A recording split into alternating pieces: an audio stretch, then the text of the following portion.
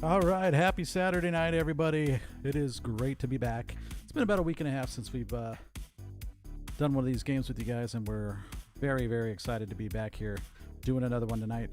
We've got a great game in store for you tonight. It's going to be the San Francisco Giants and the Arizona Diamondbacks, game 2 of the 3-game series here as the Giants host them at home. And the Giants are going to be going up against a young pitcher who has had a very solid start to his major league career for the Diamondbacks. And that is going to be pretty interesting. We'll see how they do. The Giants, a lot of the Giants pitchers in the past have struggled mightily against young pitching. So we're going to see how that goes, as we do everything, but it'll be interesting. I'm interested to see how the Giants handle this, and also interested to see how the youngster does. The Giants have Tyler Anderson on the hill tonight, who has pitched a couple of decent games. He's given up a lot of runs, and but he's gotten innings, and that's kind of the important part. His ERA is only 5.40, which for a starting pitcher is high, but sorry, that's Sean Anderson's ERA as I look at the stats here for the Giants. No, Tyler Anderson, the starter tonight, does not have a 5.40 ERA. We'll get to that in a bit. Tyler Anderson's ERA is 4.84 coming into tonight's game. This will be his 5th start of the season, and he has managed to go 5 innings for the last 3 of them. So 5 innings is what we're looking for tonight. It'll probably be a bullpen game earlier than normal, as Tyler Anderson is not exactly an ace starter on the staff, so you're just trying to get 5 out of him. He's been solid. He's been serviceable, let's just say. 5 earned runs his last time out, 4 earned runs the time before that. August 6th against Colorado, he pitched 5 innings and did not give up a run. He gave not an earned run. He gave it. So, but in his last start, he also got 8 strikeouts and only 1 walk. So he has the potential to do some pretty special things, and hopefully we'll get the good version of Tyler Anderson tonight. And less than 5 runs would be great out of the starting staff. So the Giants will be facing, as I mentioned, it'll be Diamondbacks pitcher Zac Gallen, who he's in his first season in the majors. He's started in 4 games. He has a record of 0-1 coming into tonight's game. Sorry, that's not right. This is his first season in the majors. He's 3-6 coming into tonight's game. He pitched last season, 15 starts last season as well. He was 3-6 last year. This is his 6th start this season. He does not have a win so far this year. In his last 3, he pitched 7 innings, and 6 respectively. Given up not many runs. 1 run, 2 runs, 2 runs in the last 3, and he strikes out a bunch. He strikes out a lot of hitters, doesn't walk many, and that has been something that the Giants have really keyed their offense on a lot recently, is walks, being able to take walks, especially last night, and getting guys on base anywhere they can. They hit a lot of singles, not a huge slugging percentage as a team in terms of extra base hits, but they are able to get guys on base, and they've been finding a way. So watching the game here, the team has just taken the field. We have a pretty solid lineup, in my opinion, tonight, and the Giants will be going out in the field with Alex Dickerson starting in left field, and it'll be... This is a different lineup than I saw earlier, but anyway, this is it's going to be Steven Duggar in center field. Haven't seen him in the lineup for a while. Mike Yastrzemski will play right field. Donovan Solano will be at second, hitting.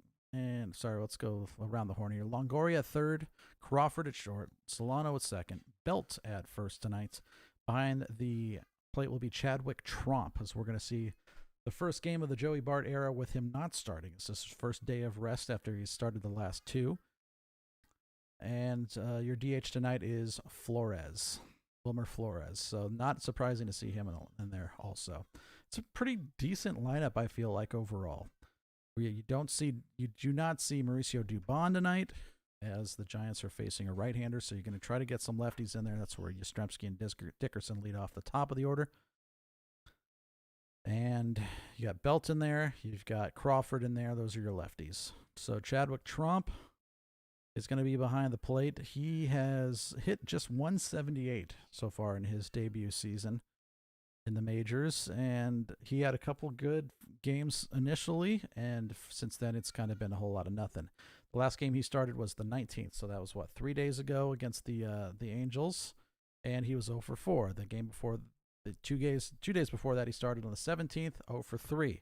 And so that's kind of been the story with him. He's done a lot of offers lately, so not a whole lot of offense out of Chadwick Tromp, but he gets to start tonight, the right-hander, and he will be catching a Tyler Anderson. So you see the Giants showing the defensive lineup for the Giants there on the broadcast. So it is just me, Chris, tonight here to start with. We're trying to get Nick in, as I think he was caught a little bit by surprise with the 6 o'clock start tonight, on the 6:15 start, I should say, is the first pitch just outside on the West Coast, 6:15 tonight. And I guess that's technically 6:17, the first pitch tonight. Let's get my game sound on there so I can hear it. There we go.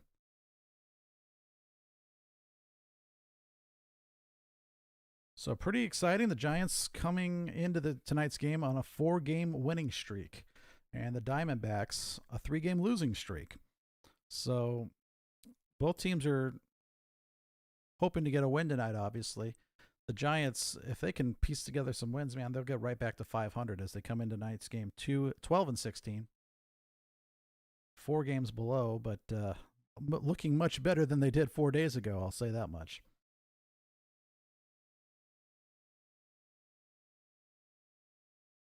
This Arizona Diamondbacks lineup not as strong and maybe fearsome as it once was.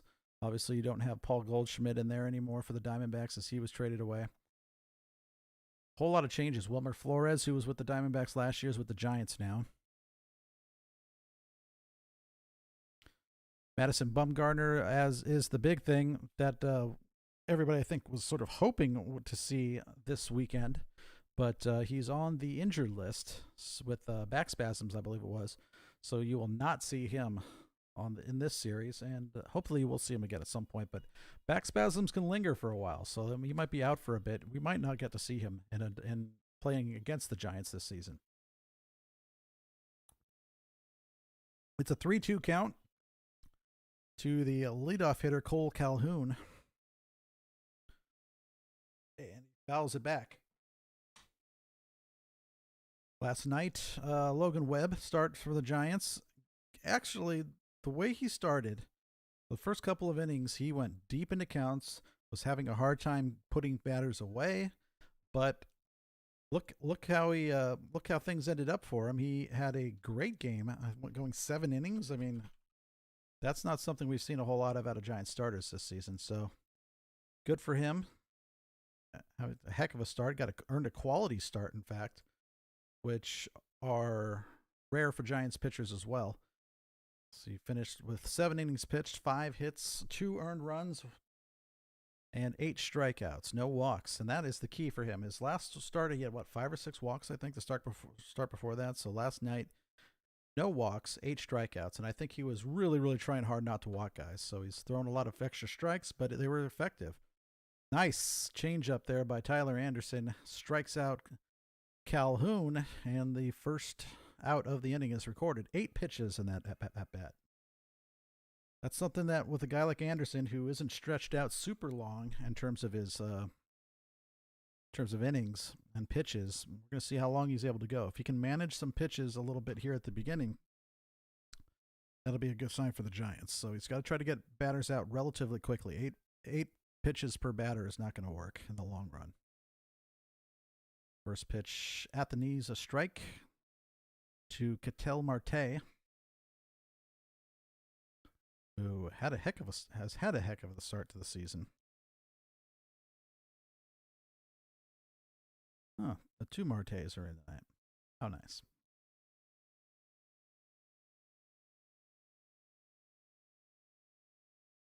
Pitches inside there.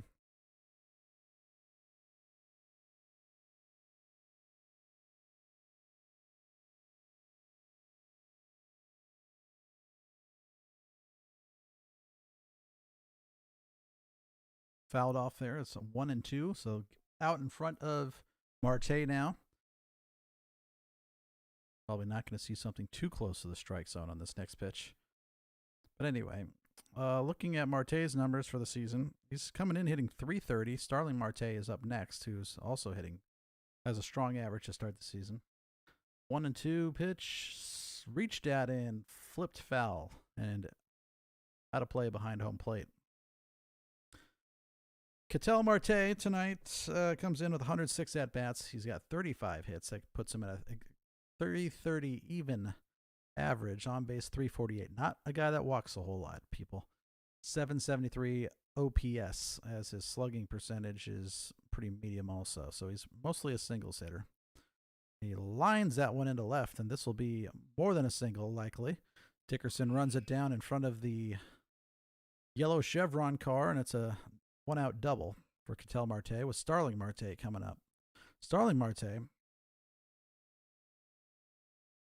the center fielder tonight for the Diamondbacks, comes in hitting .337 and 89 at-bats. He's got 30 hits, 2 home runs, 11 runs batted in.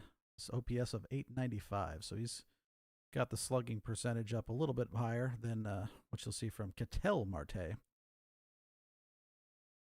Let's shimmy there.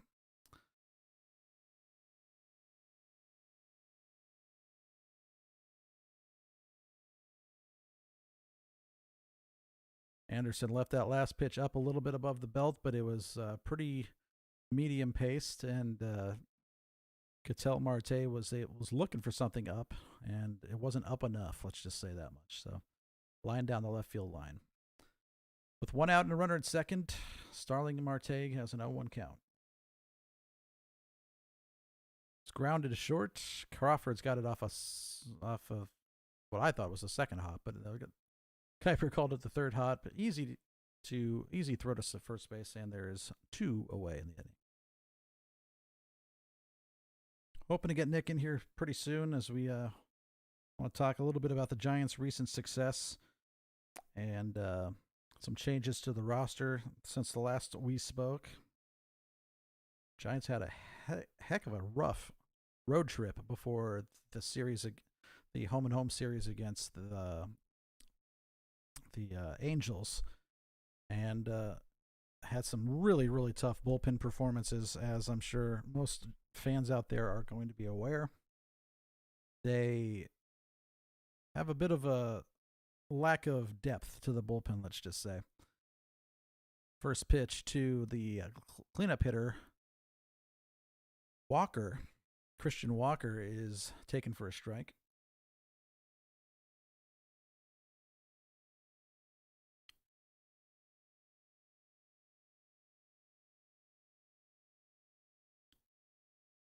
Walker swings and misses at the second pitch.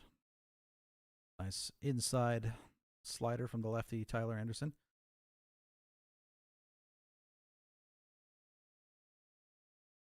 Walker last night, Giants had a hard time keeping him off the bases. He was 4 for 4 with a run scored. 0-2 to him. Slowly hit on the ground. Dribbler to short. Nice charging throw by Crawford. And that is 3 outs. So, not a clean inning. One runner left on after the double from Ketel Marte. But a pretty harmless inning overall. So, 1 hit, no runs. 1 runner left on base. And the Giants are coming to bat in the bottom of the first.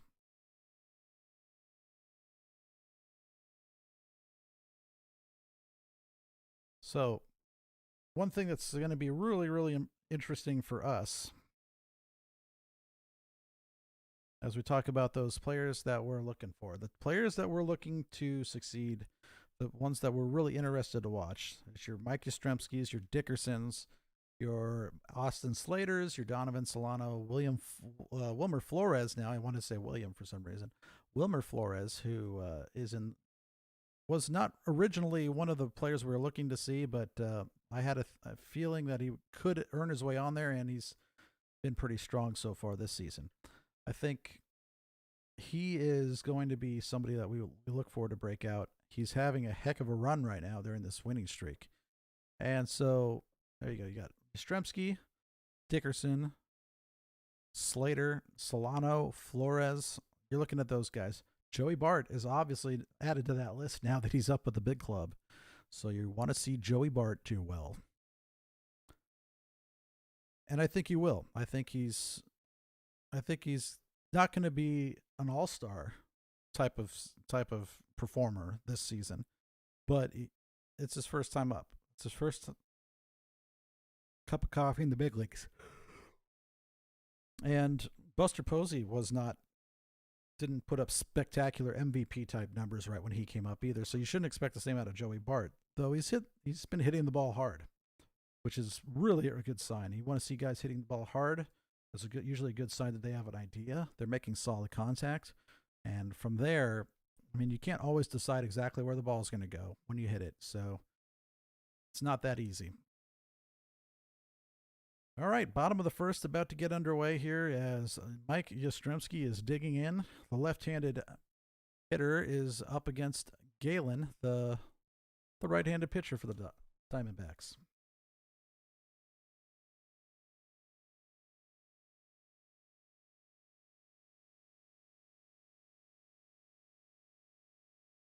Oh, that's interesting. None of the Giants have a single plate appearance against tonight's starting pitcher. Yastrzemski is in a 9-game hitting streak. He has not had quite the amazing results that he had at the beginning of the season. He's still hitting very, very well and is usually involved in a lot of the Giants' rallies. So that's what you're looking for. I love to see him in a leadoff spot because he gets on base. He has some speed. He has some pop, too. It's not necessarily always going to be on first base if he gets on base. He can take a walk. He can get on base. And what's his on-base percentage coming in tonight? Now, his batting average is 320, on base of 435. So he's getting on base. He's got 21 walks to 26 strikeouts this season. So he's getting on a heck of a lot. Takes high and in, it's 2-2. But Gallen is a pitcher that doesn't walk a lot of batters. So how the Giants handle that is going to be interesting. As I mentioned earlier, Dickerson is on deck. Dickerson is a guy who I really, really want him to do well. I want him to break out. I want him to just destroy pitching because I know he can when he's hot and when he's right. But his average is down to 215. He's been slumping for a couple weeks now, and his average has suffered mightily as a result. Not a lot of power shown by Dickerson yet this season, though he has been squaring some balls up, so that's good to see. Well, I said that Gallen doesn't walk many batters, and the first batter of the game, he gets a 3-2, gets a full count and walks. So Yastrzemski is on at first base to start tonight's festivities for the Giants. Looking at the defensive alignment for the Diamondbacks, it is an all Gold Glove outfield tonight. Every one of these outfielders has earned a Gold Glove at some point. And up the middle, we got one as well.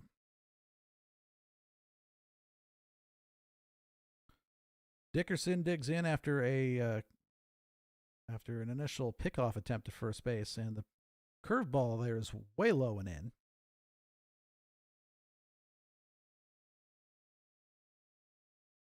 That's very interesting what we just heard.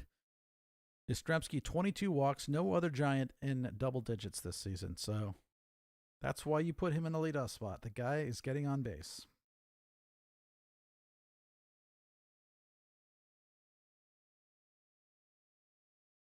Not the stolen base threat at first base that maybe an Austin Slater is, but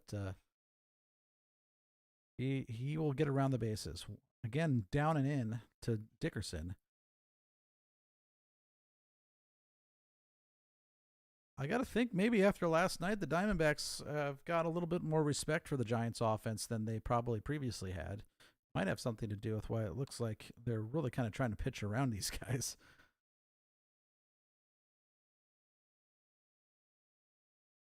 A lot of these Giants hitters can take you deep.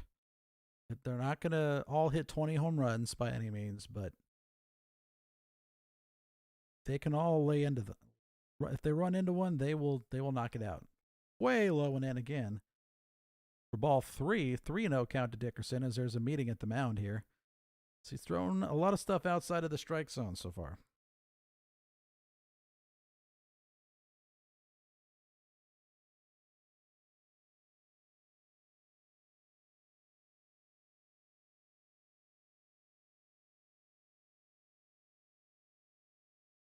Three balls on a cutter and two four-seam fastballs. The fastball is registering mid-90s, right around 95 miles an hour.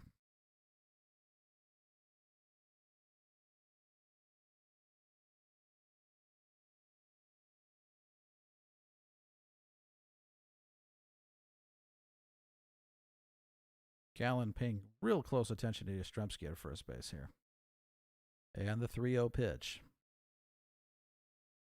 Just at the knees, down the middle, about at the knees, and called a strike as Dickerson looked like he was not looking to swing at that pitch.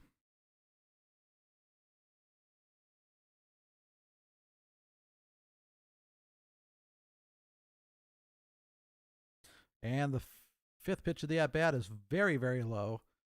Ball 4, and so the guy who doesn't walk anybody hardly at all this season has walked the first two batters of the game for the Giants.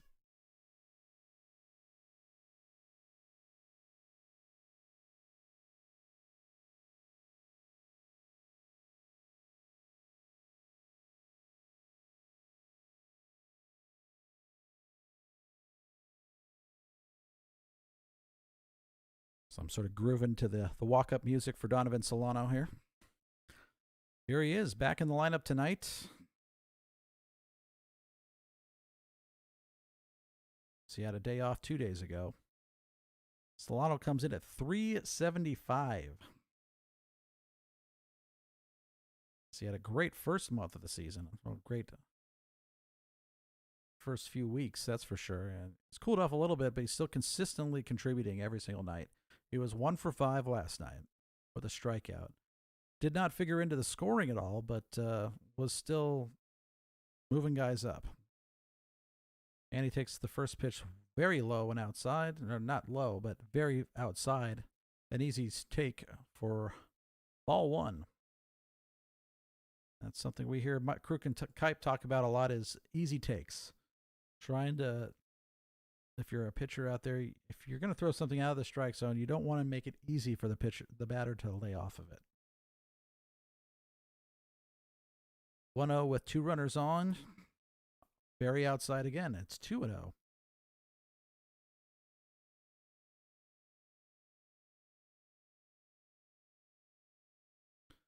You know, the team, Donovan Solano's second in the National League in batting average.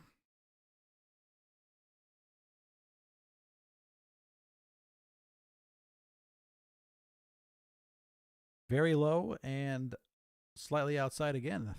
3-0. 11 balls, 3 strikes thrown so far.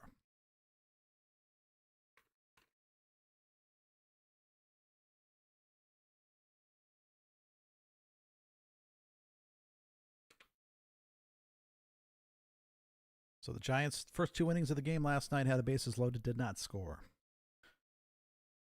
3-0 count to Solano. Hopefully he'll be looking to swing, and it's very outside again. Not close. Ball 4. 3 straight walks. He's walked the bases loaded to start the game here in the first, and that has got to send a little bit of alarm to the Diamondback dugout.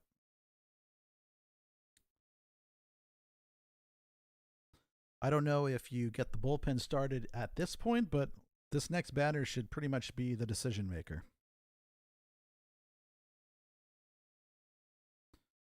I'm kind of thrown aback here. The guy who doesn't walk anybody has walked 3 in a row to start the game out.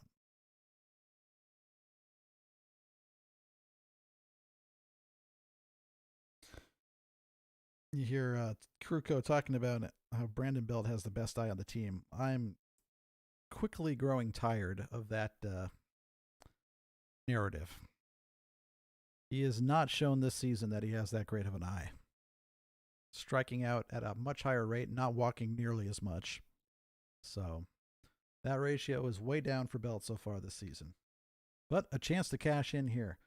It is 1-0. It is 1-0 now. Is another curveball very down and in. Knuckle curve, they're calling it. Belt's coming in at 218. They claim he's hitting the ball well. He has been lining up some solid contact lately. So I'll give him that. Not necessarily getting the results. Still striking out a lot.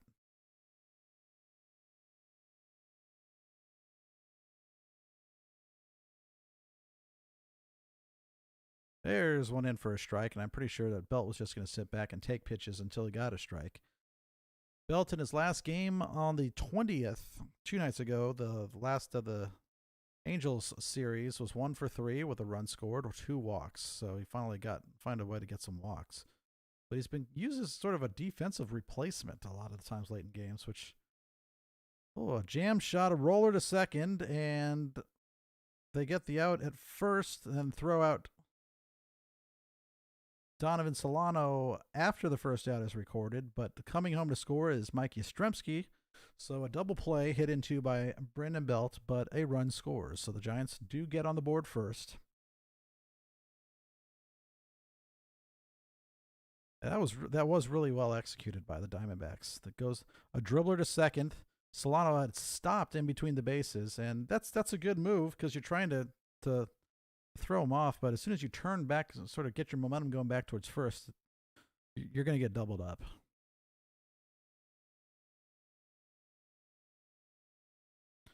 So Longoria comes to the plate with Dickerson at third base. Has a chance if he can get a base hit here, low and away the first pitch, then it doesn't make that ground into a double play hurt that much because that was kind of silly.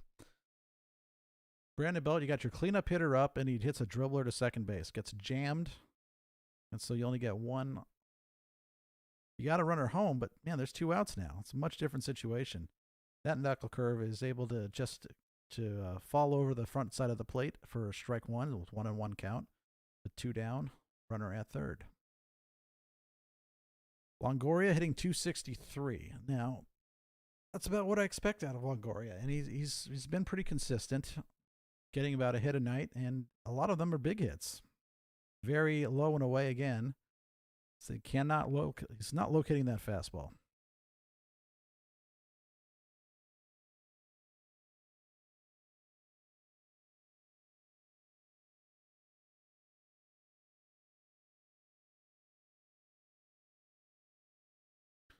Now the 2-1. Count leverage for Longoria here.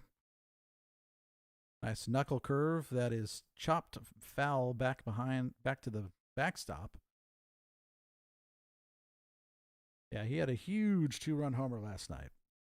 Longoria did. It was a heck of a game. It's exciting. It's good to see the Giants putting some wins together against teams that they should be beating.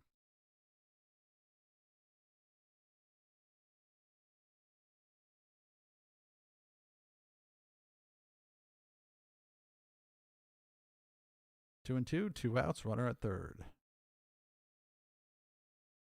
Reached for and fouled off. So the biggest news and I'm sure we'll try to talk about this later as well, is Austin Slater with a groin injury running from second to third last night. Placed on the injured list today after an MRI. And Steven Duggar was recalled, and he is your starting center fielder tonight.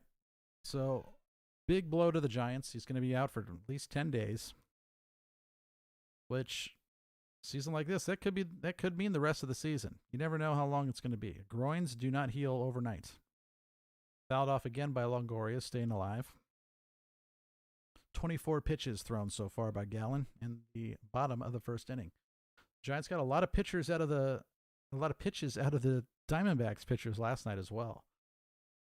As we said, loaded the bases with in the first and second innings. Takes a lot of pitches to do that.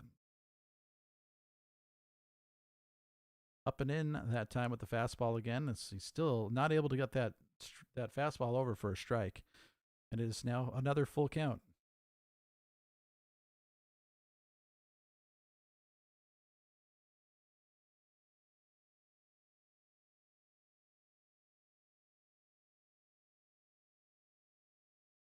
The 3-2 pitch. Swung on and missed. The cutter. That was a strike, and he was not able to connect with it, and the first strikeout for Gallen, but the Giants are able to get one across. I guess you got to be happy that they got the one, because last night they did it twice in a row and were not able to get anything, so that's an improvement from that perspective, but you had nobody on and nobody out, and you got one run out of it because you grounded into a double play. So could have been more. We're happy they got one. They're ahead after one inning. See if Tyler Anderson can hold on to that.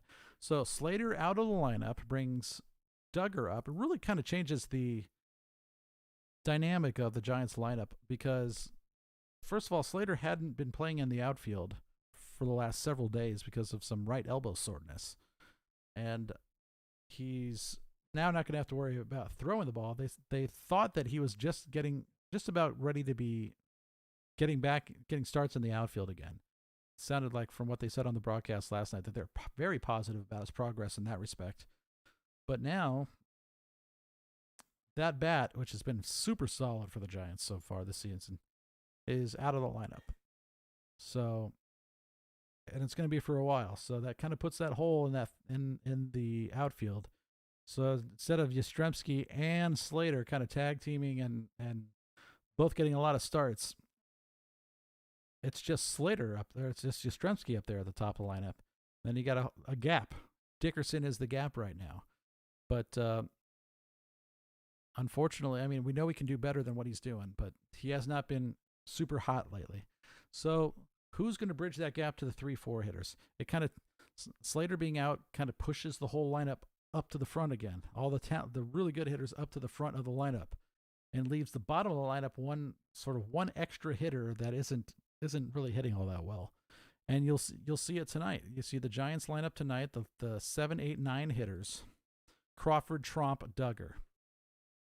Crawford's been hitting a little bit better, but it's so spotty that I just don't trust it. So after the 6th spot, if you consider Belt to be a strong hitter for the Giants, then I guess, but Yastrzemski, Dickerson, Solano, Belt, Longoria, Flores. 5 out of those 6 are doing pretty well, or if not really well. So Belt is kind of just the big hole up there at the top of the lineup.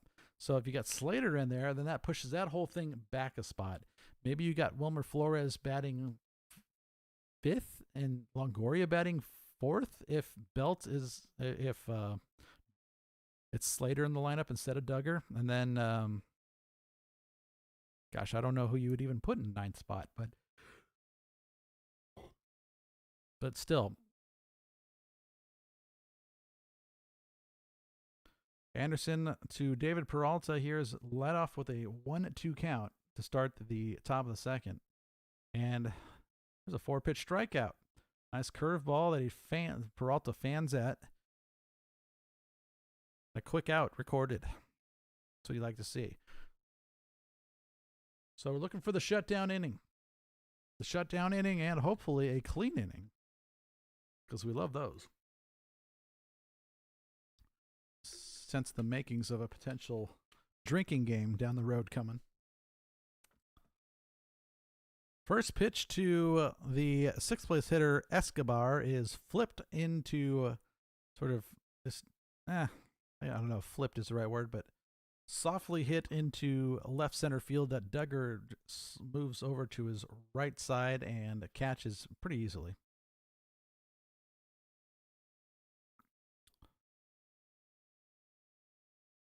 So Eduardo Escobar is retired on one pitch. Nick Ahmed, the shortstop, to the plate now.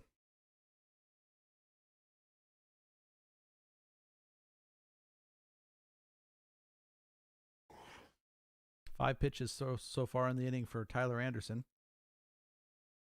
So he threw 18 total in the first.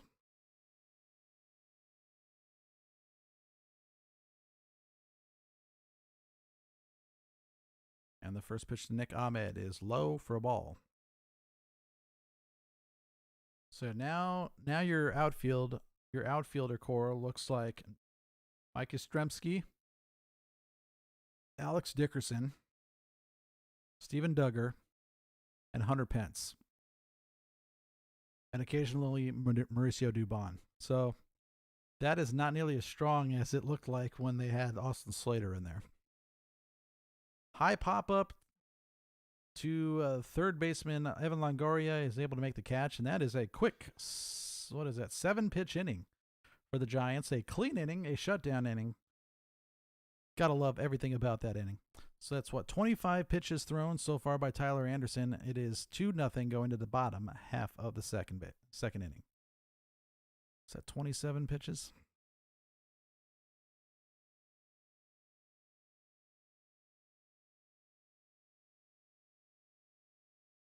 Yeah, 25 pitches for Anderson, 19 of them strikes so far.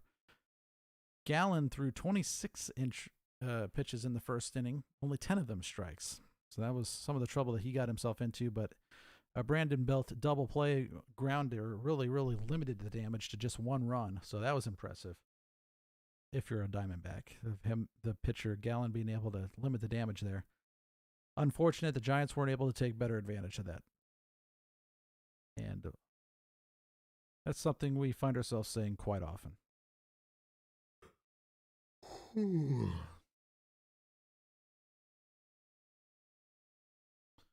Sorry, it has been a long week here on the East Coast. It is already 9:48. I didn't get a whole lot of sleep last night. These kids, man.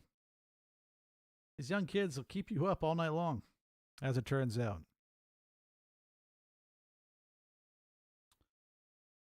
So I'm bummed. I'm not gonna lie. I'm bummed that Austin Slater is gonna be out for 10 days now, especially in this shortened season. Hey, here's one. It's game 29, everybody.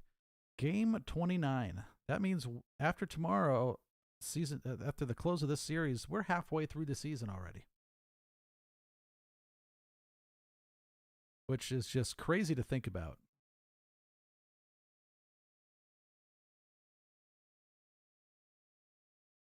Because it seems like just a week ago we were a third of the way through, because we were. But all right, we're gonna see in the top of the second here if Zac Gallen is able to have any better command with his fastball. The first one was a little bit on the high side, but Wilmer Flores swung and missed it. He's got to be a little patient up there. This guy is going to get himself into trouble. That one's very high again. But after the first pitch, I'm not surprised they went back to that high fastball. So that one is taken, and it's 1-1.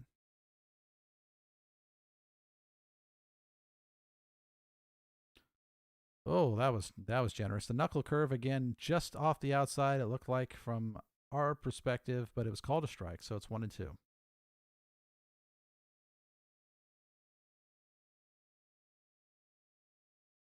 Generous strike zone. Fastball even higher. That was like chin level on that one. It's 2-2. Umpires tonight. The home plate umpire is Mike McClinsky. Adam Hamari at first. Marvin Hudson at second, and Brian Knight at third. And Wilmer Flores chases a pitch very low and away. Swings and misses, and he is striking. He's a strikeout. Second strikeout for Gallen, and the first out here in the bottom of the second.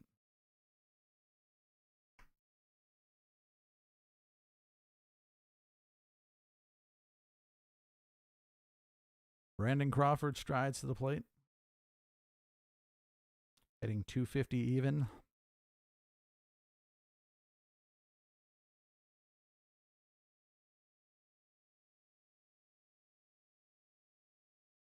So now we're into the 7, 8, 9 portion of the lineup.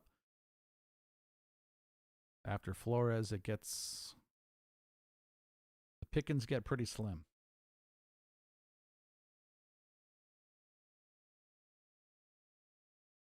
Takes inside, ball 2. I think this is what the Giants really have to do against Gallen, especially right now with him struggling with his command. Is just let him throw pitches. Just let him throw a bunch of pitches. Fastball high and away, as he still has hardly thrown a strike with that fastball. 3-0. He's in danger of quickly getting back into the stretch here, which is after a long inning of being in the stretch like the first inning, the last thing you want to do is get right back into it in a second. Fastball up and away again. He has not been throwing it for a strike. 4-pitch walk to Brandon Crawford. That is now the 4th walk in 1 1/3 innings, given up by Zac Gallen. Chadwick Tromp to the plate. Hitting only 178 at this point. As I mentioned a bit at the opening of the show, he has not been doing much since his first couple of games. We've seen him with some power at times, and definitely hoping to see more of that. The curve is like the only pitch he's getting over consistently for a strike right now. So I think we're going to see a whole bunch of them. They're saying that was a cutter.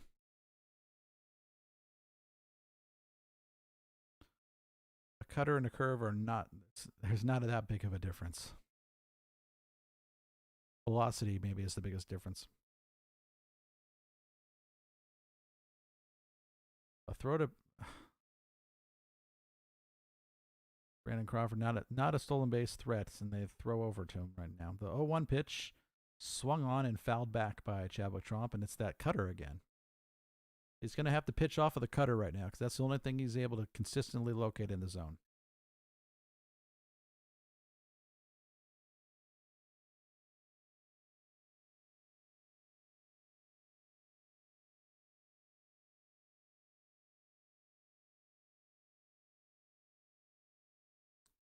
It's an 0-2 count to Chadwick Tromp. Another thrower to first, and Crawford easily back in. Is not really impressed by the move, and probably after 2 throws over is wondering why they're paying so much attention to him. Why are they picking on me? 0-2 to Tromp. Got up and in on that fastball, so he's bringing it in the strike zone now. That one was a strike, but it was able to jam Tromp as he fouled it back.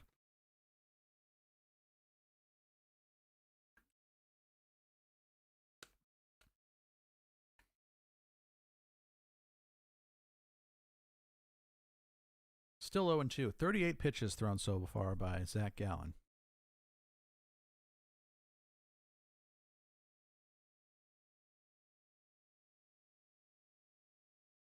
That curve low and away and not swung at by Tromp. That's the one that they got Flores to strike out on.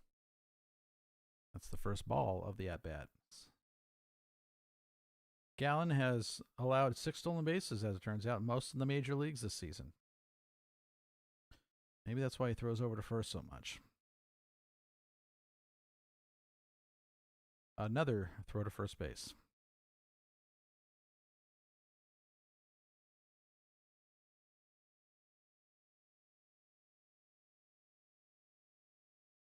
I'm not sure Crawford's really intimidated that much because A, he's not going to steal, and unless they get some sort of hit and run going, which may be what they're thinking here. Wow. Trump just watched an obvious strike. I don't think he was looking for that pitch, and he's struck out as well. So that's the 3rd strikeout now for Gallen, the 2nd of the inning. Steven Duggar, first at bat after being called back up.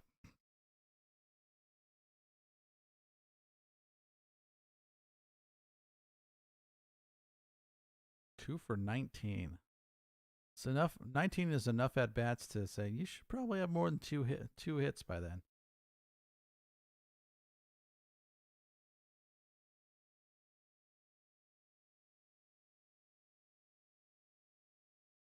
Curveball in there for a strike.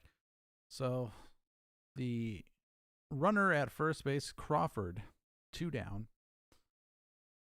In the bottom of the second, this is the number 9 hitter for the Giants. So if he is to not reach base safely, the order will reset in the bottom of the third, back to the top of the order. Another throw to first.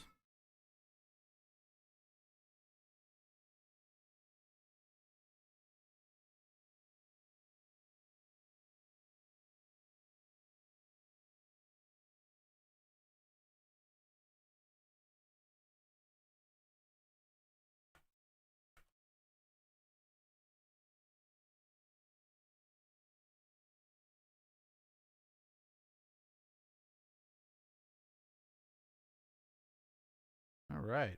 So a grounder down the right field line gets past the first baseman, Calhoun. And Duggar has himself a double.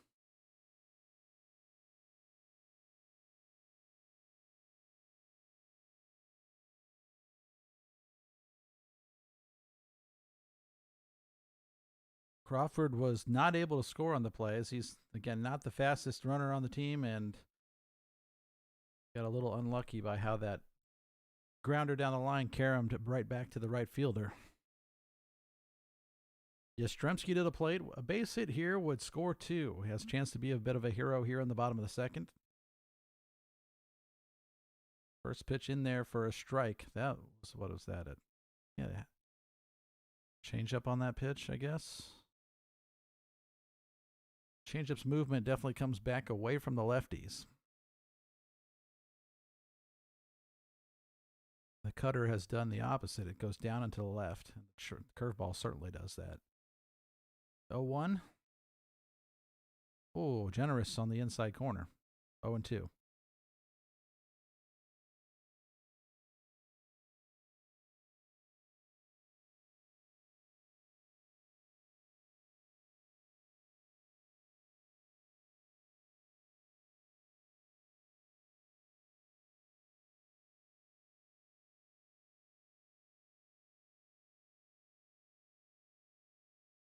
Wow, 3-pitch strikeout. 3 strikeouts in the inning, 4 total. Giants leave 2 runners tonight. 1 hit, the Giants' first hit of the night, in fact. 1 walk, 2 left on. And after 2 now, it is 1-0 Giants.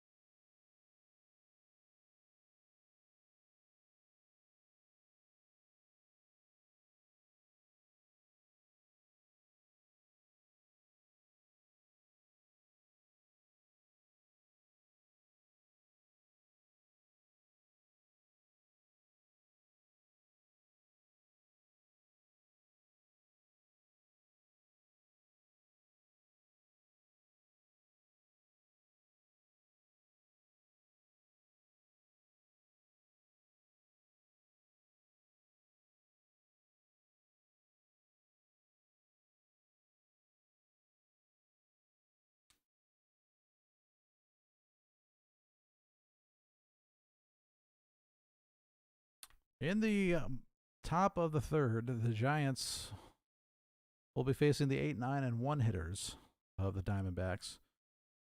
They'll be leading off with Cron and Kelly before it resets back to the top of the order and Calhoun, the right fielder.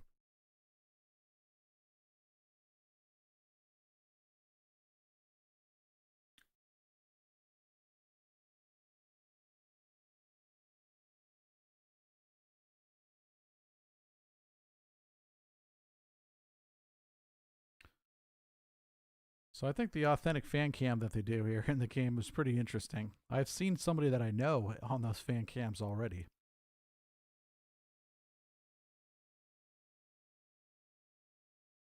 I think it was during the Giants A's series. So there was A's fans in there too. Anderson has had a solid first 2 innings. The first pitch here in the top of the third is popped straight up, like literally straight up. Belt comes running in from probably about 2/3 of the way down the first base line to put away Cron on one pitch. Carson Kelly, the catcher, to the plate, hitting .208.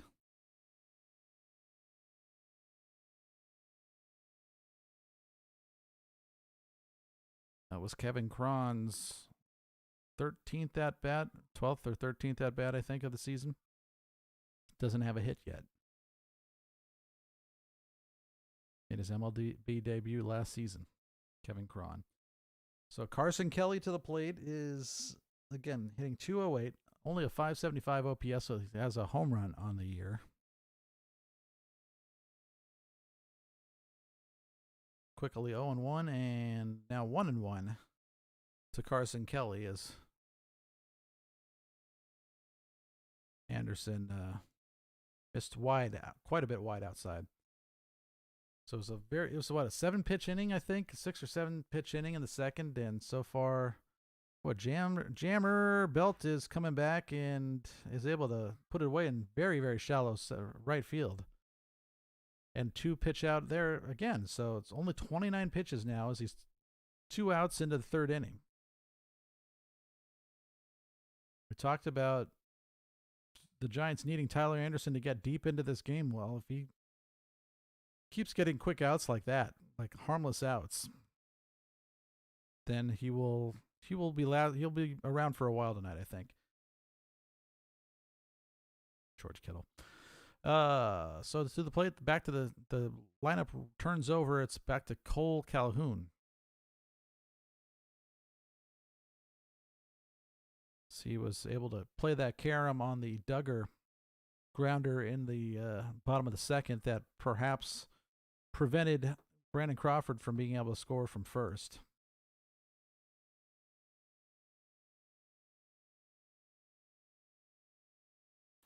Big swing and a miss. That's what we like to see. I'm digging Tyler Anderson's effort here so far.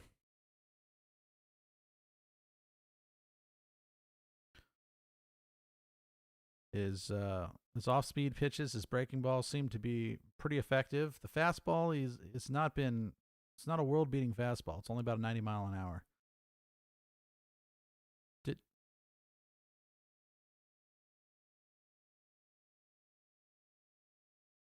I can't be the only one who heard that, but a little bit of disgust from Tyler Anderson with how badly he missed on that pitch. He's behind 2-1 to Cole Calhoun. 237 hitter, 840 OPS, which is pretty impressive. 7 home runs for the leadoff hitter who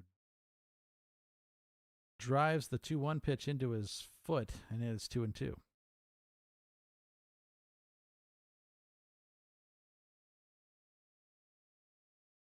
All right. 1 strike away from a clean inning, a second consecutive clean inning, if it would be.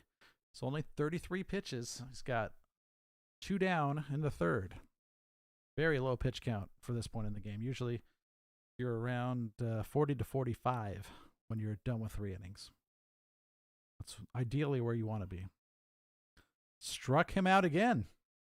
The second time he's stricken out Cole Calhoun. 5th of the series. As was just mentioned by Kuiper. And the Giants get their second consecutive clean inning. So 3 up, 3 down, 2 straight innings. Only the was a double given up in the first inning so far in 10 at-bats for Tyler Anderson. He's been pretty dominant in the lineup so far. And that is the end of the top of the third. So for Anderson, he's 1 hit, 3 strikeouts now. Only 34 pitches. Whereas Zac Gallen, going into the third, hasn't thrown a pitch in the third yet. He's already thrown 45. So big difference there. I got to think it's going to be a factor the longer this goes. Gallen's still not locating the fastball much, so he's not throwing it much at this point. Gone more to the cutter and the curve and the change we saw once in that last inning. They say he's got 4 strong pitches, but he's really been throwing 3. And I think as the night goes on, he's going to have to try to lean on that 4th one a little bit more because he's going to have to stay off the fastball until he's able to show that he can consistently get it over. He's got a good fastball. It's a mid-90s fastball. Boy, how much do you miss sports, everybody? Bob Costas. When was the last time you saw Bob Costas do anything but be in a commercial for wearing masks? It's a different world these days. So I do want to say, and I wanted to do this with Nick here, but he's at this point, we're hoping he shows up soon. But really, it's easy for me to sort of dismiss as a born and raised Californian who no longer lives in California. I'm an East Coaster now in North Carolina, but it's really easy to hear all the stories about the fires that are going on in the Bay Area and the terrible air quality and everything as a result from that, and just sort of blow it off and think nothing of it. But I am a Californian. I know what going through things like that are like. We have a lot of family and friends out there who are going through this. Our family is being hit pretty hard by it, to be honest. And we're really hoping the best for everybody. Try to avoid that nasty, crappy air as much as you can. And this in the middle of a pandemic where you're trying to get outside as much as you can. Maybe, gosh. And now going outdoors at all is really detrimental to your health at this point. It stinks. It's too much at once. And so our heart goes out to all you guys. Stay safe, and hopefully this thing blows over soon. But we know how fires go in California. They don't go away. And it's a lot of them.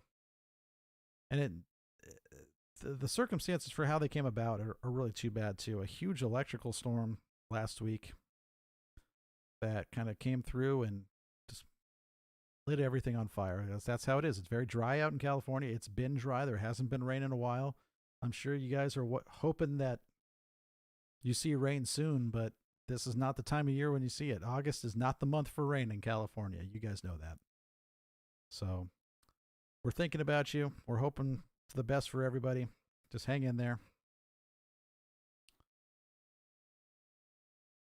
And hopefully everybody's able to stay safe. It's been pretty much innocuous so far, but we know these things can get out of hand pretty quick. Back to baseball. Dickerson hit a pretty good liner to left that was flagged down by the left fielder. And now Donovan Solano has a 1-2 count against him, and you're starting to see a whole bunch of those curveballs again. And it's now, that one was low for 2-2 count. Solano's the guy who he's gotten some time off recently, so I wonder if he's got any sort of nagging injury or something. When he had the hitting streak going, we were seeing him every day for the most part. Now we're seeing him they're backing off of him a little bit. That pitch is lifted into pretty kind of medium right field that Calhoun was able to flag down without issue. 2 quick outs here in the bottom of the third, and I'm sure if you're Zac Gallen, that's exactly what you're looking for, getting those quick outs. Speaking of quick outs, Brandon Belt comes to the plate, grounded into a double play with the bases loaded and nobody down. In the top of the first, that was able to score the only run the Giants have scored so far. So no RBI given to Belt for that, but he did drive in a run, let's just say. And again, quick at-bats is what we're looking at here. He swings and whiffs at a very low pitch to start the at-bat. He's 0-1. So the mighty eye of Brandon Belt has not been super mighty yet this season. He's not able to identify the breaking pitch. There's a fastball pretty much right down the middle. That's 93. Brandon Belt has a trouble hitting fastballs, I've noticed. That one was up, though. He likes them down.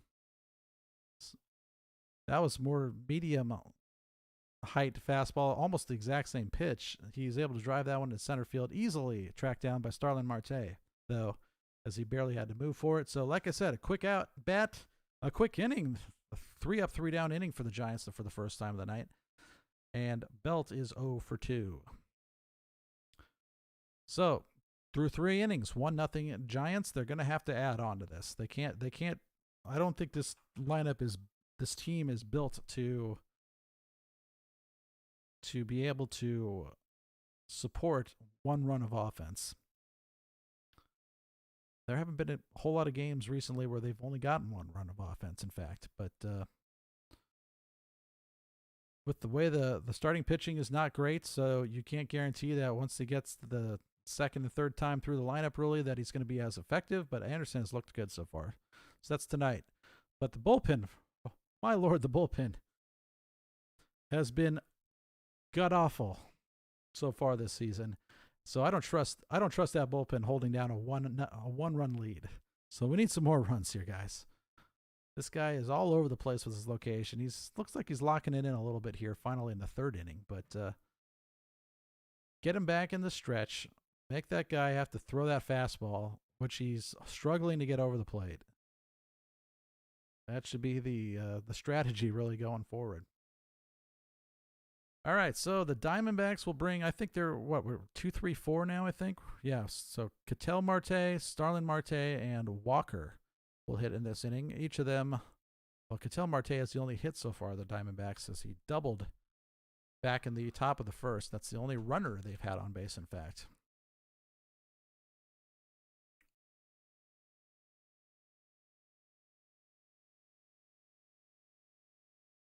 Always important if you're going to spend a whole game talking.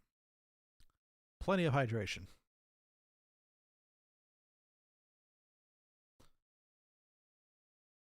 So you notice tonight I'm wearing this is what, a couple seasons ago jersey here. Something I want to kind of show everybody here. Let's talk about these Nike jerseys. Oh, Ketel Marte, first pitch. Fly ball pretty good, but it's unfortunately right at Alex Dickerson, who only moves over like a step or two. Another quick out. Tyler Anderson's getting these guys to hit into outs pretty quickly. First pitch swinging, first pitch out. Oh, that's an real interesting graphic there with Carl Yastrzemski and Mike Yastrzemski. All right, Starlin Marte to the pitch, to the plate. I don't know what I'm talking about.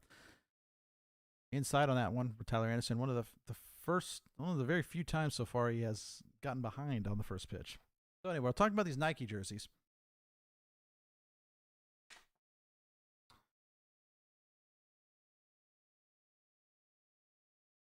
High fly ball to very shallow right field. Yastrzemski able to come in and get that one, no problem. So this is a Majestic jersey. It's a replica. It's not the gamer, really. So it's a little thicker. It's not quite the same material that you'll get from the gamers. But notice you can see Giants really well on it. I've got my name and a number on the back. I don't know what the heck I was thinking when I got this jersey. They don't put names on the back of the Giants home jerseys. Not this year. Apparently next season they're coming. You're going to see some names on the home jerseys next year. And we'll talk a little bit about, with Nick, I think, if we haven't already, we'll talk a little bit about why that is. But here it is, this jersey I just got. It's gigantic, first and foremost. It's like 5 times too big for me. But look at this. This is a Cooperstown collection jersey from Nike. Yeah, that's what we're calling it, the Cooperstown collection, right? There's a little thingy right there. Cooperstown collection. First of all, this is one of the cheapest feeling jerseys I've ever seen in my life. This thing was not cheap either. Like, this feels like a high school practice football jersey. It is like that.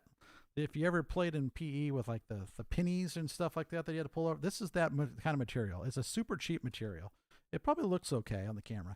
But anyway, this is the 90s Cooperstown, sort of the 90s Giants jersey version here. Look, this is a very cheap feeling jersey. It's got nothing on it, but this is just the style. There's nothing wrong with that by itself. But look at this. Do you notice that nice gap in the middle of the Giants thing? So previous seasons, this is what you do. This is what you do with the jersey. This is a replica jersey. This is a much more expensive jersey here. Okay, made by Nike, for crying out loud. Well, another foul ball. Was that a foul ball pop up? Pops out softly to catcher Chadwick Trump. There you go. Okay, so another completely harmless inning thrown by Tyler Anderson. A clean inning, third in a row, 3 straight clean innings. I'm not sure we've seen that from the Giants pitchers yet this year. 42 pitches total. So that was what, an 8-pitch inning? A 7-pitch second and an 8-pitch fourth. 42 pitches through 4 innings now. Tyler Anderson's dealing, and the D-backs are just not getting anything going so far. So the Giants have Longoria, Flores, Crawford coming up in the bottom of the 4th. Game's moving along so far, guys. I mean, we're an hour in, and we're already through 3.5. It's probably the fastest game the Giants have played so far this season, but still plenty to go. So anyway, majestic jersey. You got the, I don't know what to call this here, but the part where the buttons go, right? There's obviously no button over the words on baseball jerseys. Okay, you got the logo that goes across. You don't put a button there, so you space them out a little extra. But so what that does is that means the jersey wants to kind of naturally come apart, right?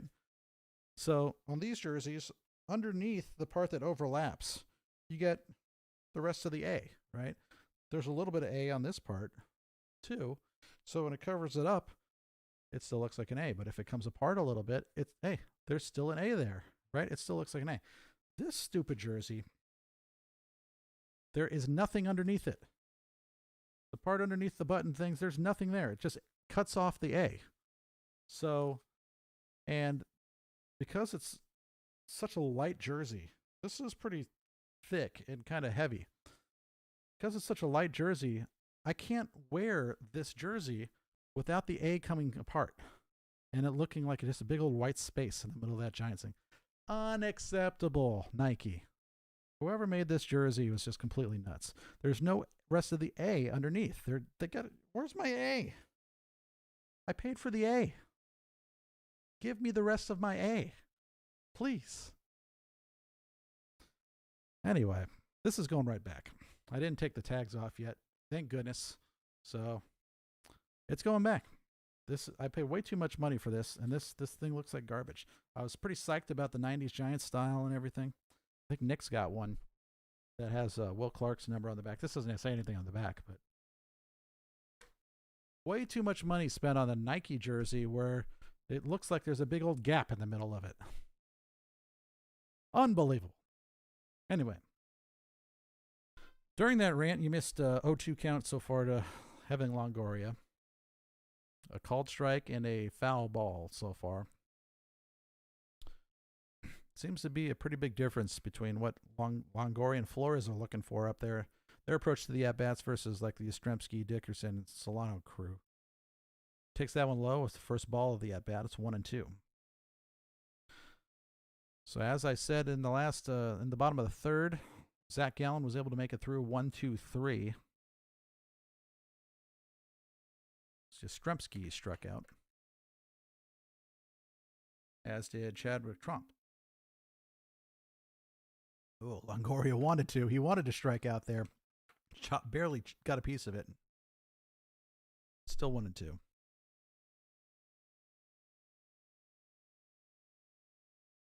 Four strikeouts so far for Zac Gallen.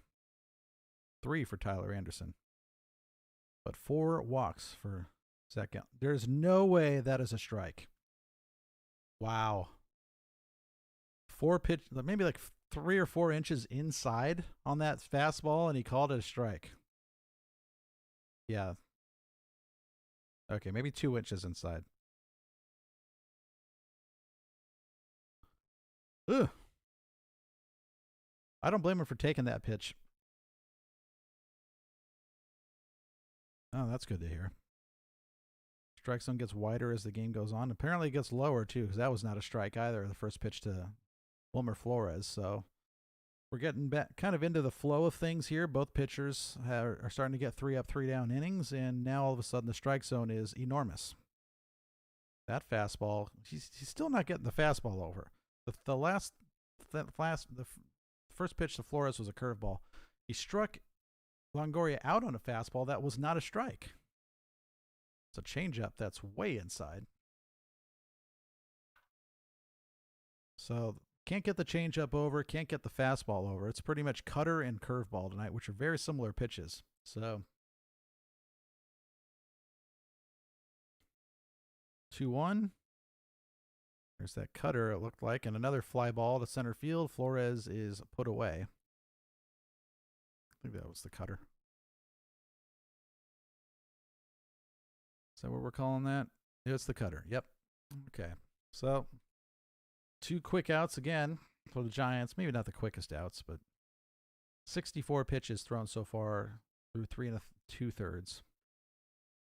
I'm telling you, you get through 4 with 64, 68-ish pitches, and that doesn't look so bad. That doesn't sound so bad anymore. So the Giants have been getting out way too quick these last 2 innings.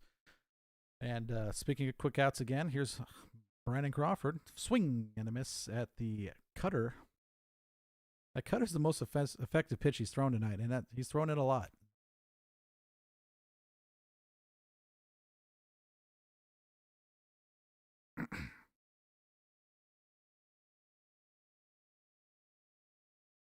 Fastball down and in, not locating the fastball.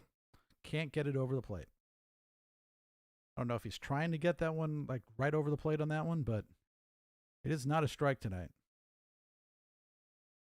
Unless you're Longoria and you got a 2-strike count against you.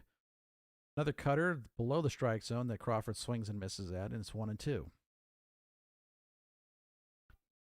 Chadwick Trump would hit next.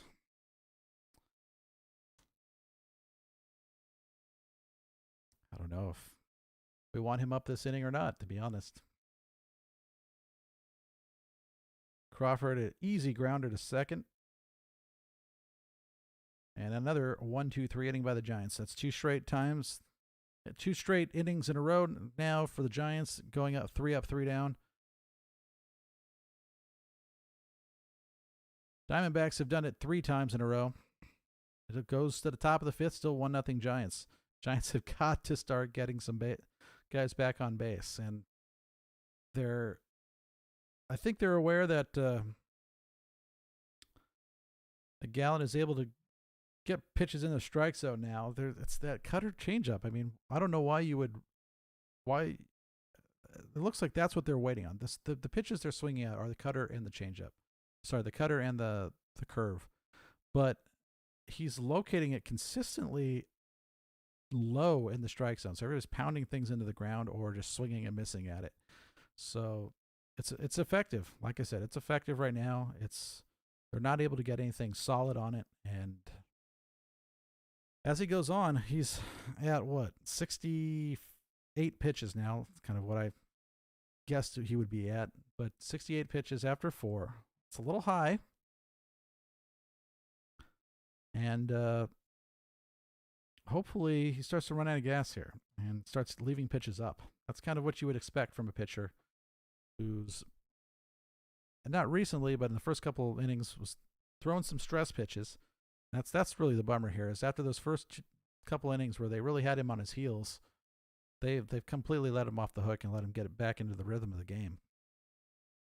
I mean, it's not always the hitters. It's not the hitter's fault necessarily. Sometimes the pitcher just needs to calm down a little bit. There's Bob Costas again. You guys can't see this if you're watching the Comcast broadcast here, but Bob Costas keeps popping up with these little PSA wear your mask commercials on MLB TV. Gosh, now it's like you need to take a respirator outdoors with you if you're in the North Bay. Wonder what the air quality looks like from San Francisco. They're not really showing any shots of the exterior park here. I don't know how that pitch was a strike, but perhaps because of the fake bunt attempt that Peralta just put on, the umpire decided he was going to call just about anything a strike there. David Peralta. Now I don't know about anybody else, but David Peralta gets a grounded into the hole at second, but that's where Solano's playing. Easy play. What's that, 2-pitch out? Anyway, David Peralta, when he stands at the plate, when you get that kind of further back behind the home plate view, he looks a lot like Gregor Blanco to me. I don't know if anybody else sees that, but then we get kind of a close-up of his face. It doesn't look anything like Gregor Blanco, but from far away, he looks a lot like Gregor Blanco to me. I don't know what that means, but just saying it.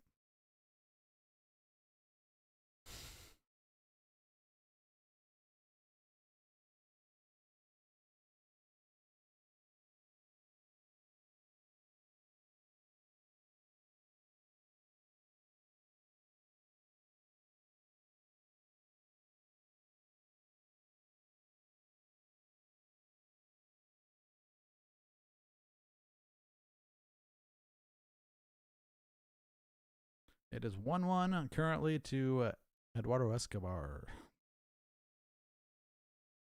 It's 2 balls and 1 strike to Eduardo Escobar. 1 down in the top of the 5th. So through 4 innings, as I mentioned, Tyler Anderson came in with what, like 40, 43, 44 pitches, something like that. It was, 43 pitches, whereas Gallen was at 68. Big difference. Big discrepancy there. 2-2 now. Nice change up there. Peter Kim in the house tonight. Thanks for joining us, Peter. Giants just scorching the Diamondbacks 1-0 right now. Escobar hit that one kind of up the bat a little bit. Straight at Steven Duggar. 2 away in the inning.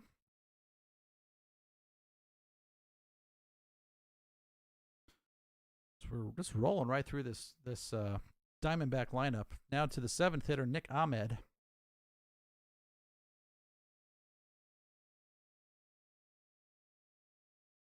Who popped out his first time up.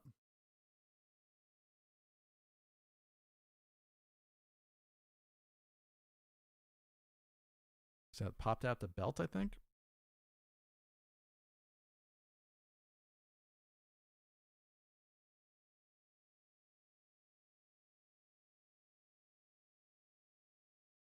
First pitch bounces off near home plate. 1-0. 50 pitches now. So we're just about, we're 1 out away from being through the fifth inning. That's really not bad. A little over 10 pitches per inning so far. You can get real deep into a game pitching like that if he's able to keep it up.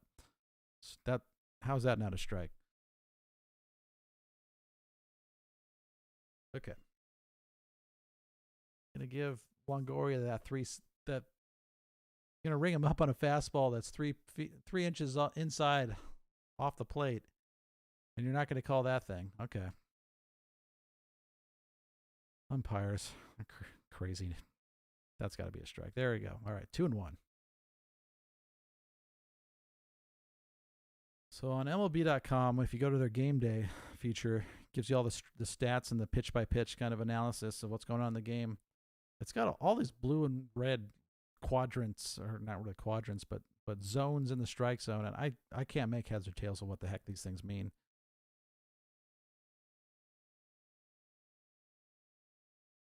Three and 1 count now to Nick Ahmed. He's probably going to lay something in a strike zone here. This could be a dangerous pitch. He did. It's a pretty weak fastball, but he kept it down and away, which is nice. And Ahmed was kind of on it, but he fouled it straight back.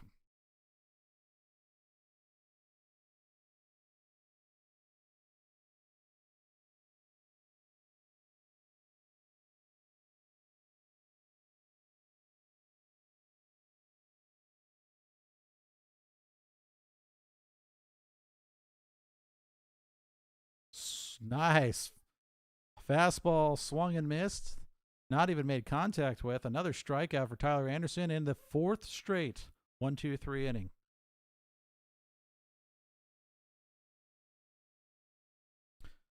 Clean innings, 4 in a row for the Giants tonight, as the Diamondbacks just not getting anything done against Tyler Anderson. And that's 5 innings. So his last 3 times out is only thrown through 5 innings. Tonight, he looks like he's going to make it a little bit further. He's only thrown 55 pitches through 5 innings. That's 11 pitches per inning so far. That's pretty impressive. 4 strikeouts through 5 innings. Only 1 run, and that was back in the top of the first inning. The second batter he faced, which was Marte, hit a double. Nobody's been on base since then. So that makes for, 2 guys out after that. 14 straight batters retired by Tyler Anderson. It's a little bit of a rhythm he's got going. A little bit of a little momentum on his side. So, Giants in the bottom of the 5th inning. We'll have Chadwick Tromp, Steven Duggar, and Mike Yastrzemski. Duggar doubled his first time up. Was stranded, of course, as the Giants have left 6 runners on base. But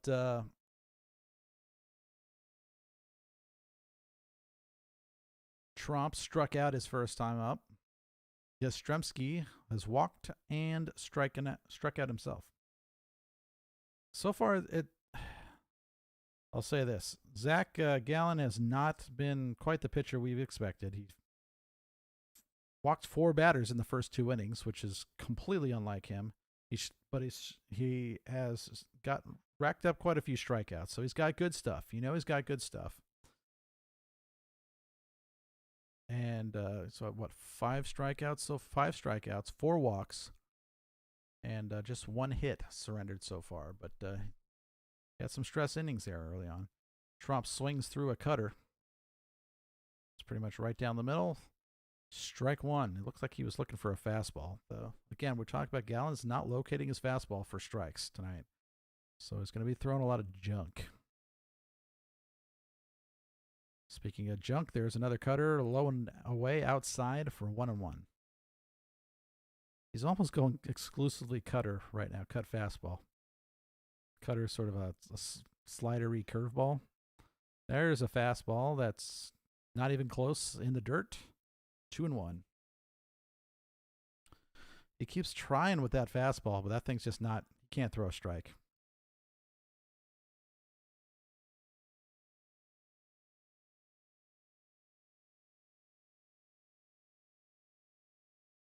There's too many cutters as Tromp puts that in the gap between right center field. Didn't hit it super hard though, but so it falls in, but he's only able to get a single out of it. So he took a big turn, lost his helmet in the process. Nice job by Tromp there, who had seen 1 cutter too many. See if he keeps throwing that pitch. He's 1 batter. Duggar is the 9th place hitter here, so this is the end of the second time through the lineup. After Duggar comes the 3rd time through, and this is when major league managers these days start to really, really worry about their pitchers, especially young pitchers, is that 3rd time through the lineup. How much trust, based on how his first couple of innings went, how much trust do the Diamondbacks coaches have in Zac Gallen tonight? We'll see. Giants with the highest on-base percentage for leading off an inning in the National League this season. Another leadoff hitter on. Duggar to the plate, swings and drives this one towards the left center field gap, but they're kind of bunching that gap, and Peralta's able to get there easily as that one hung up a little bit for him. There's 1 away. 1 pitch, 1 out. I'm okay with him swinging at that pitch. I really am. We'll take that.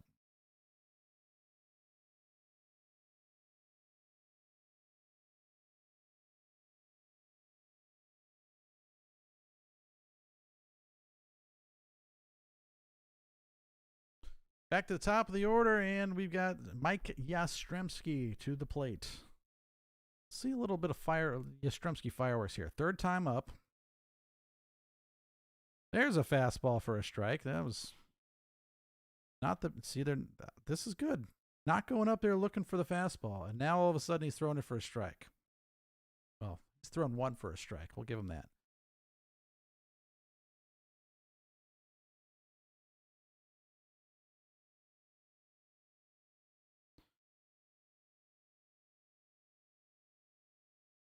Really likes to throw to first a lot. He's got Chadwick Trump at first base, and he's tried to pick him off twice.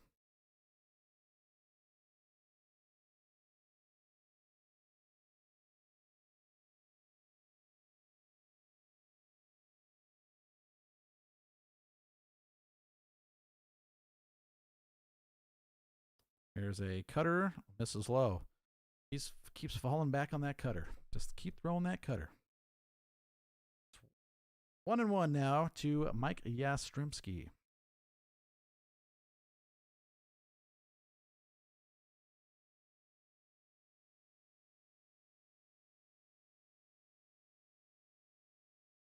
Fastball too high. Can't throw the fastball for a strike.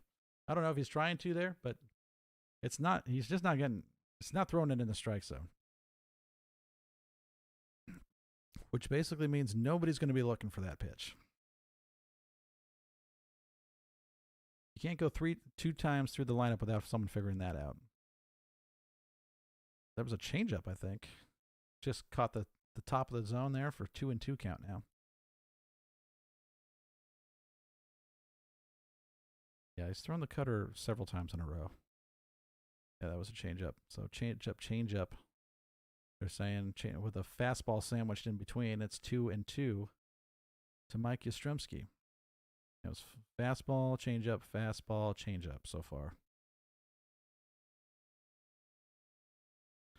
You throw that strike. I mean, you know that fastball's not going to be a strike if you throw it. So what do you throw him here? You put that cutter back at the back foot or something? Maybe try to backdoor him with the cutter on the outside. Righty facing lefty, Yastrzemski. 2-2, one away. Runner at first. The pitch. Yep.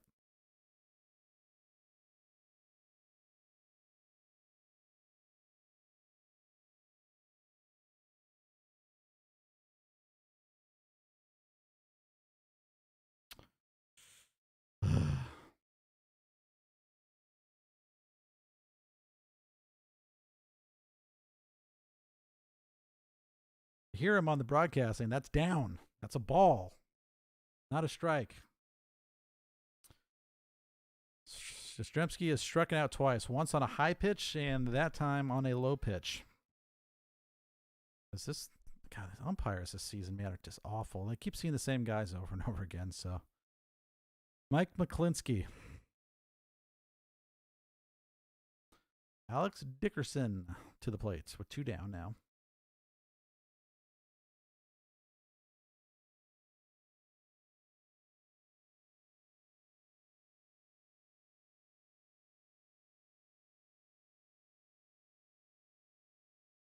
Kind of what I've been saying. Dickerson's been struggling.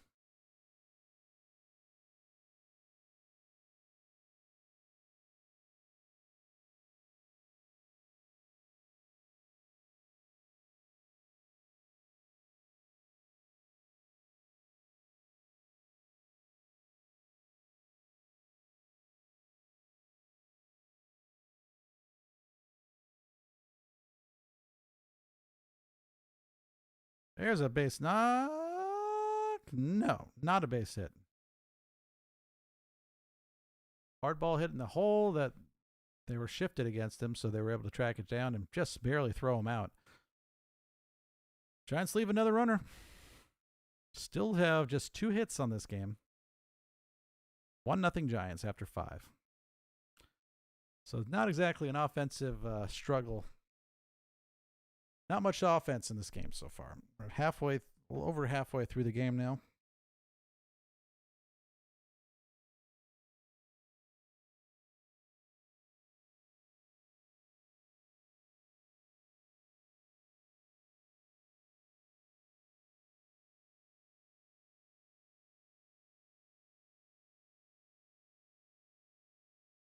Whew.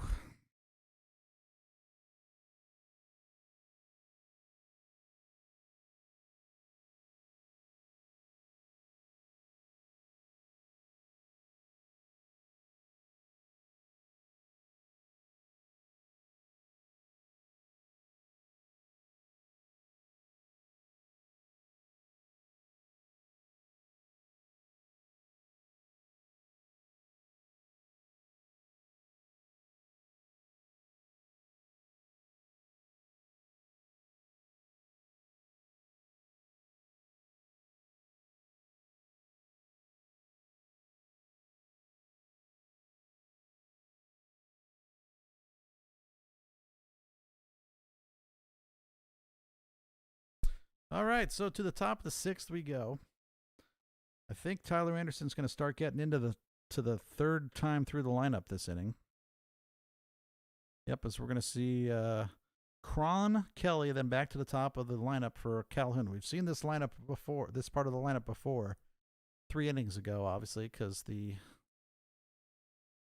Giants have just been 4 innings in a row. 3 up, 3 down, 3 up, 3 down, 3 up, 3 down, 3 up, 3 down. Great job by Tyler Anderson. Pretty good job by Zac Gallen, too. I got to give it to him. A guy who can't get his fastball over, he has been effective tonight against the Giants. Hasn't had to throw a lot of strikes to either. It's crazy how this whole thing's playing out, and I've got a bit of beef with the umpire, and that better be a strike for Tyler Anderson because that was the same pitch that you rung up Yastrzemski on.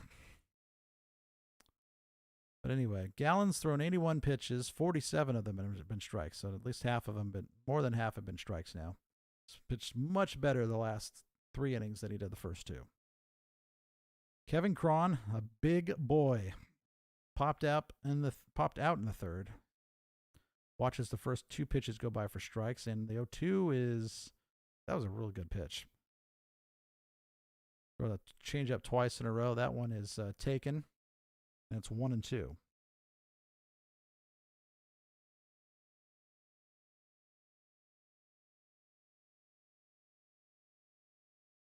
Ooh, come on, Dick. Yeah, there we go.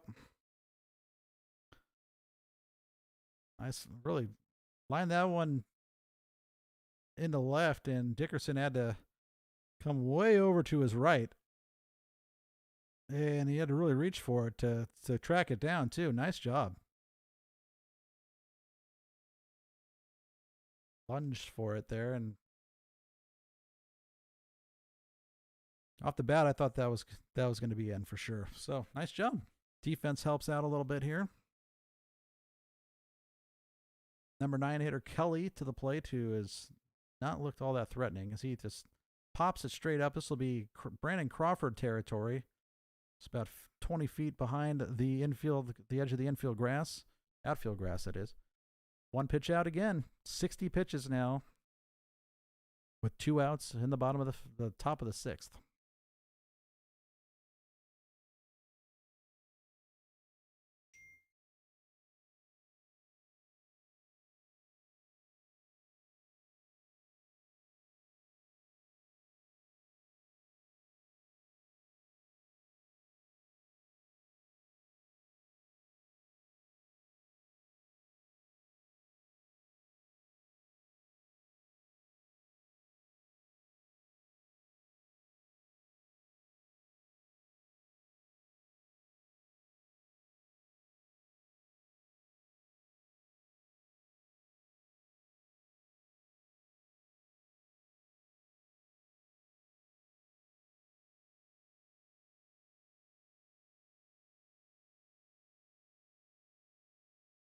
Right.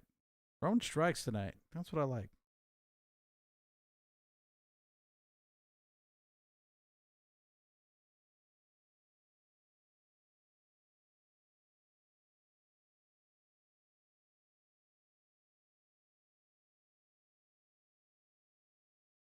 All right. We are officially into the 3rd time around the lineup here for Tyler Anderson, who's in his 6th innings. He's only thrown in it through 5 innings so far in the last 3 times out. So, ooh. Really? Really?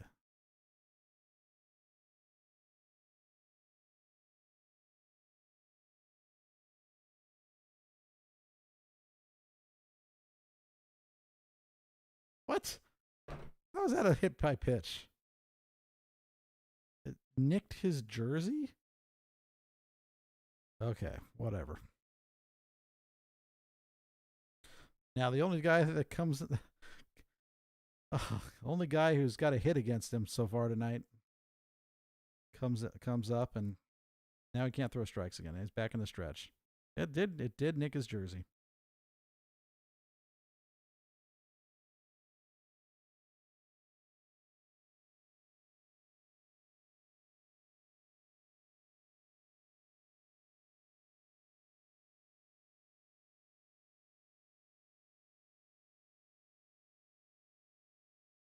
Oh, yes, sir. Mike Yastrzemski. What a catch. Wow, I didn't think he had a chance at that one.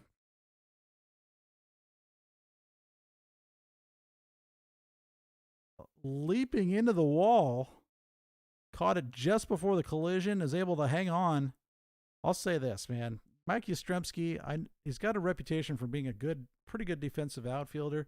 He has, I think, missed just about every diving play he's attempted to make this season. Not everyone. There's been a couple he's made, but he's missed some close ones and ones that he probably should have had. So it's good to see him make that play because you know the guy can play some outfield. You really root for him every chance you get to. And wow, that was sweet. That was sweet. It saved a run probably right there. All right, so no harm done in the top of the sixth.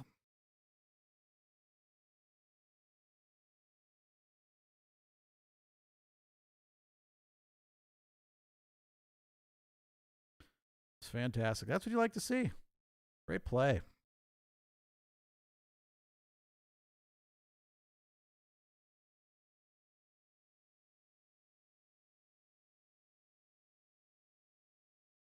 Very exciting stuff. All right, so it almost feels a little bit like a no hitter type of scenario where you're just holding your breath every time the ball's put into play. It seems like now because they're getting some solid contact against him this third time around. That's for sure, and I'm sure the Giants coaching staff has taken note. They're hitting the ball better, but man, through two hitters now, maybe got one more inning. I mean, I don't know if he gets through the 3, 4, 5 hitters next inning, you got to give him a shot at the 6, 7, 8s, right?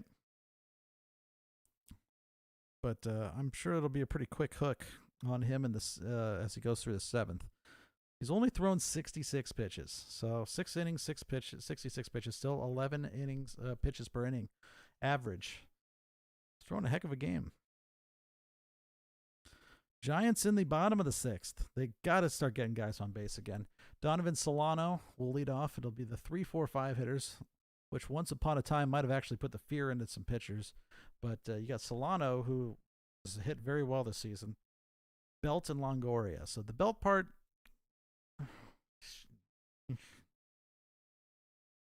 I have a hard time. I struggle. I really struggle.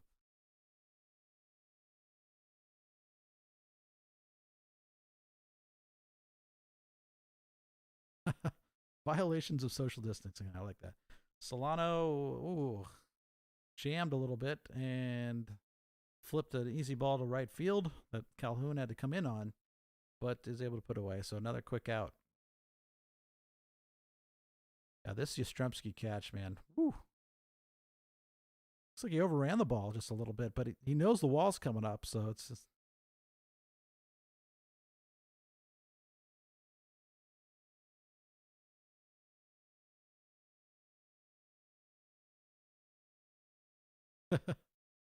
Nice play. All right, Belt. It's inside. I'm glad they called that a ball that time. But didn't maybe hasn't been called a ball every time it's been located there.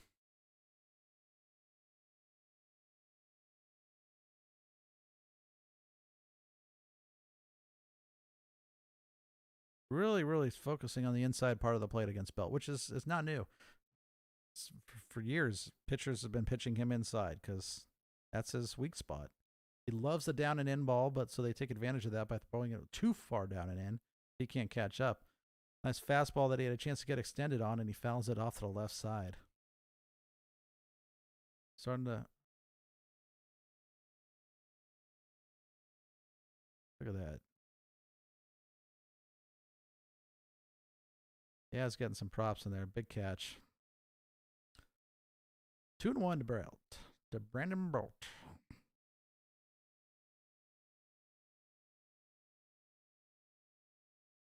that a changeup or a cutter? Because that missed way high. This is right about the time where Gallen should start to be leaving things up. Maybe that was a sign of it there.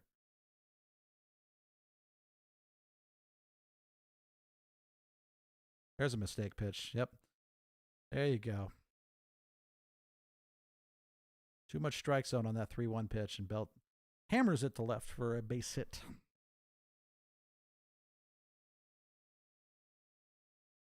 Yeah, it's too much strike zone on that one. Just too much elevation.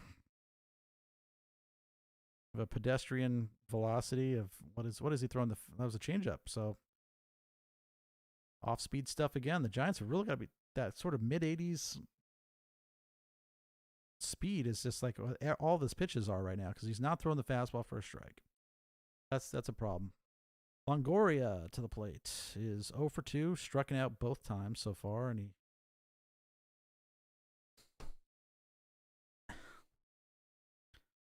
now the fastball this much off the plate is a ball again. Is that a fastball? Yeah.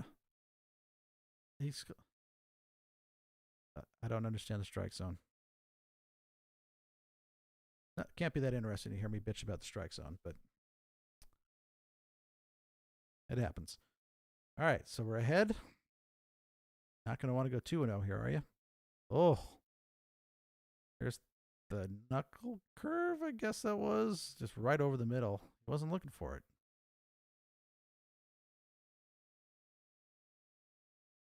Yep, like I said, it was the knuckle. The knuckler.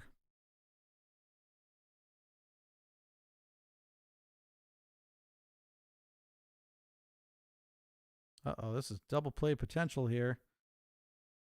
Nope.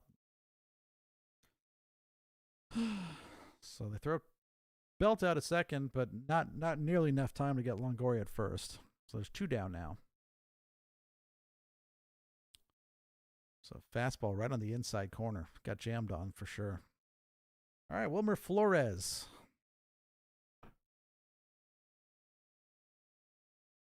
Yeah, you wonder why Flores is hitting down in the order, number 6, but righty when he's hitting against righties is not nearly as good as he is hitting against lefties.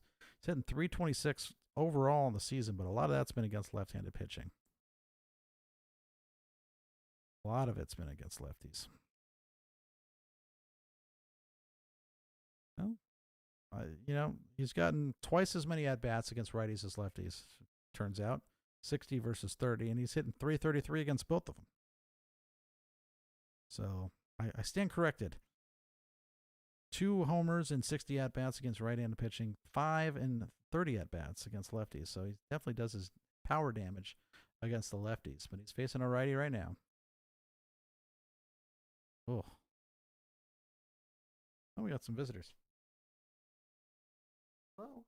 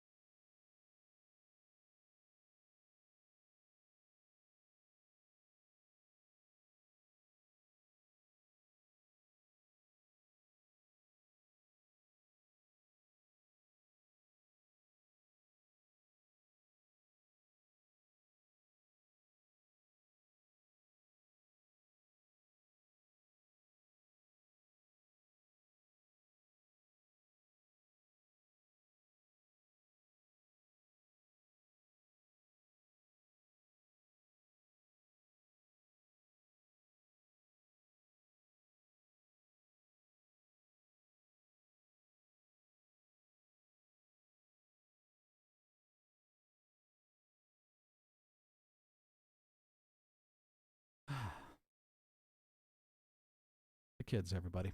bedtime.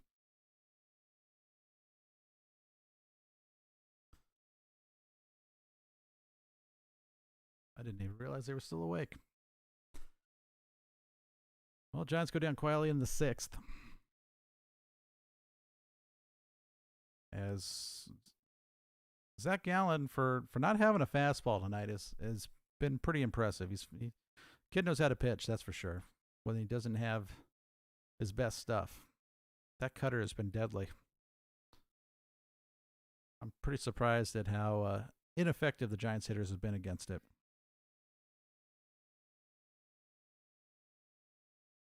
Gosh, 3 hits, man. Giants' potent offense. We knew this was going to be the toughest matchup for them of the series. As tomorrow night, who is it they have going tomorrow night? Let's take a look here. My contacts are drying up on me. Yeah, tomorrow's game, it's an early game, man. It's what, a 1:10 p.m. Pacific, 4:10 Eastern start.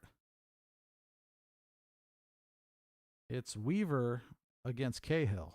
Cahill's been pretty solid for the Giants in his starts so far since coming in for Jeff Samardzija. No, it's Tyler Anderson for Samardzija. So he's in there for who the heck is it? Smiley. But yeah, so Weaver, the pitcher, will be the pitcher tomorrow. Luke Weaver has been not impressive. 5 games, 5 starts. He's 1-3 with a 9.16 ERA. 1.77 WHIP. Not good. So we'll see how that goes. So that should be a good. Hopefully, Giants can get some runs against him. This was going to be the tough game, and it has been a tough one. It has been a tough one. We have seen this Giants offense over the years where they can't get any hits, and it's frustrating. But and look who it's been, man. It's been the Crawfords, the Belts, the Longorias who are. I mean, Belts got a hit tonight. Crawford walked once. For what that's worth, Longoria's got nothing going. Oh. Crawford wings one a little too high to Belt, and Starlin Marte is on. Is that Starlin Marte? Yes, it is. A leadoff runner for the Diamondbacks for the first time of the night.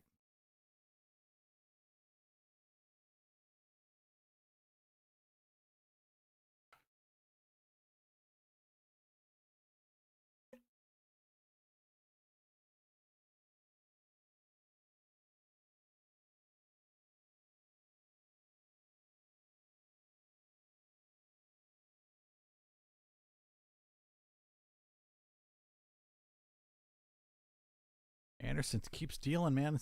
He's a strike thrower. 70 pitches we're at now. Still the top of the 7th. They're calling that an error? I haven't seen them put an error up so far.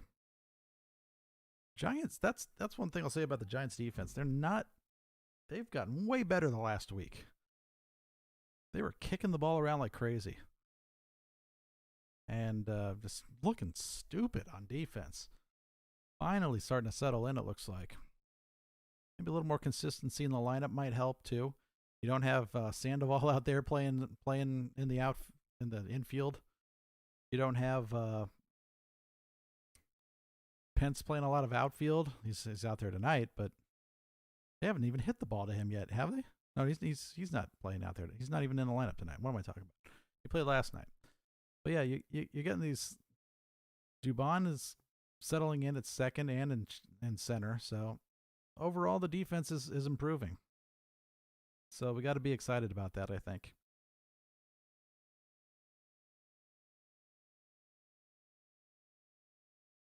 All right, this is the meat of the order here. Like I said, we got to be worried about how the Giants coaching staff's going to react here. It's in the 7th inning, the heart of the order, 3-4-5.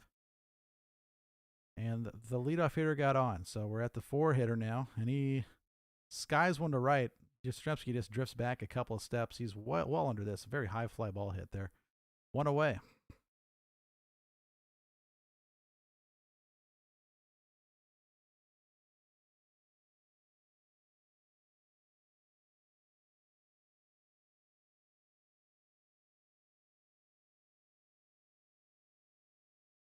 This Kruko's right. It is interesting hearing a lot more of the banter on the field, hearing what the defense is saying to each other out there, because there's no crowd, and the batters and how the nice pitch and the pitchers are reacting to ball and strikes, or it's interesting. It's sort of the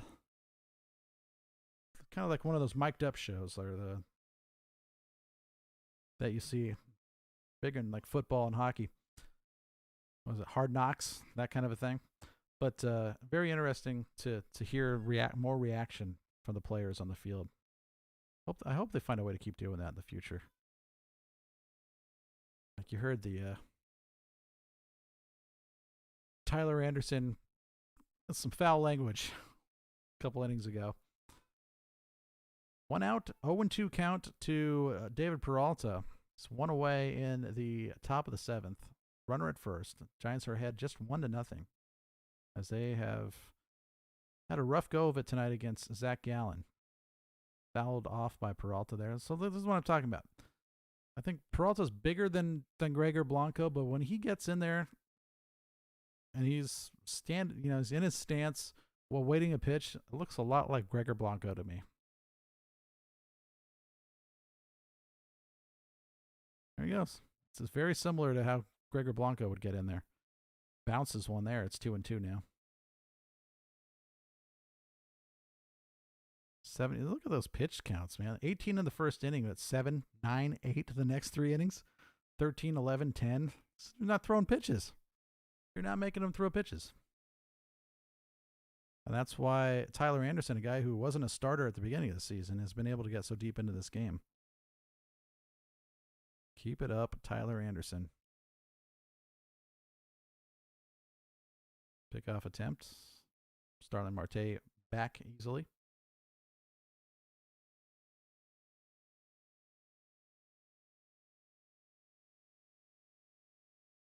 Sorry, I keep blinking here. My contacts are starting to get to me here.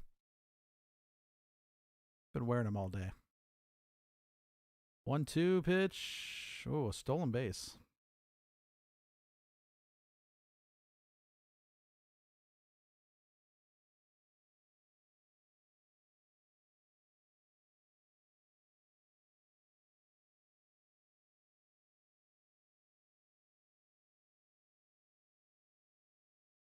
Yeah, that was a no chance stolen base right there. Got a great jump on a curveball.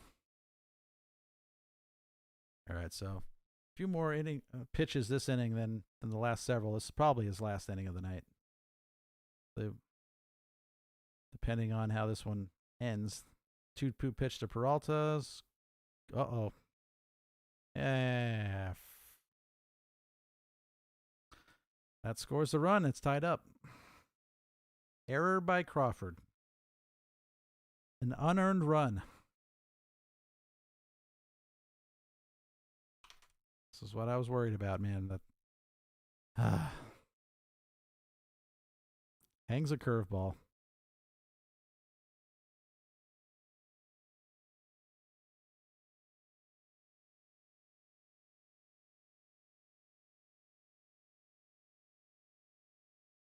Of course, Yastrzemski punching the ball in the right field doesn't help either. No chance to make a throw. Eduardo Escobar to the plate. The double play is in order again, and the first pitch is a strike. They got to have someone up in the pen now, right? Because this could get out of hand. Pitches are starting to creep up. A low and inside pitch is thigh high that time instead of knee high. That's a heck of an 0-1 pitch right there. What was that, changeup? Yep. Not close to the strike zone, and he swung and missed at it.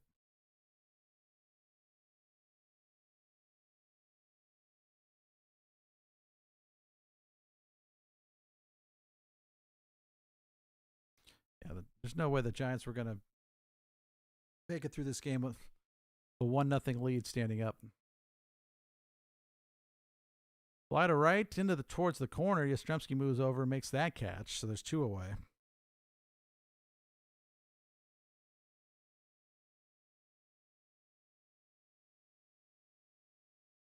So really, he only gave up that 1 hit so far in the inning, an error, an unearned run. Gosh, Crawford, come on, man. You got to make that throw. Nick Ahmed has really done nothing with the bat tonight against Anderson, but it's this 3rd time up, so we'll see how this one goes. And it's probably his last. I don't know if it's his last batter, but this will be the last out he probably gets tonight if he does get him out. It's an easy dribbler to Crawford, an easy flip to second, inning over. So the Crawford error cost the Giants the lead, which is unfortunate. And that you got to make that stinking throw. It wasn't even a high pressure throw. Brandon Crawford. All right, so Anderson goes through 7, gives up 1 run unearned, 4 strikeouts, no walks. So that's the 2nd straight game the Giants starting pitching has not walked anybody. That is making a huge difference with the results. They're just not walking guys anymore. Giants will have Crawford, Tromp, and Duggar coming up here. And if the real interesting thing will be seeing if Zac Gallen even comes back out for the bottom of the 7th. He's thrown a lot of pitches.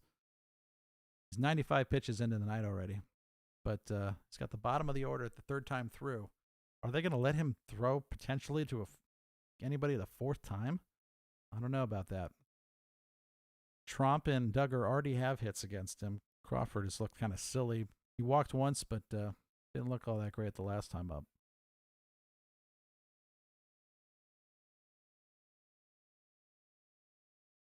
I haven't seen anything about a pitching. Oh, there is a pitching change. Matt Grace will come in to do the pitching for the Diamondbacks. He will face Crawford. So there's a chance we don't see Crawford. He's a lefty. Chance that we end up seeing little Mauricio Dubon here, I think.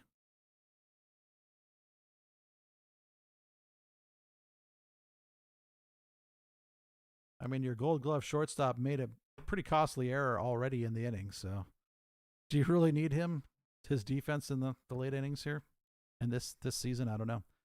Matt Grace, who is coming in and pitching it's just his 2nd game of the season. Or is it maybe this is he threw 1 inning and struck out 2 against Oakland A's. The Oakland A's 2 days ago on the 20th. Gave up a hit. No runs. So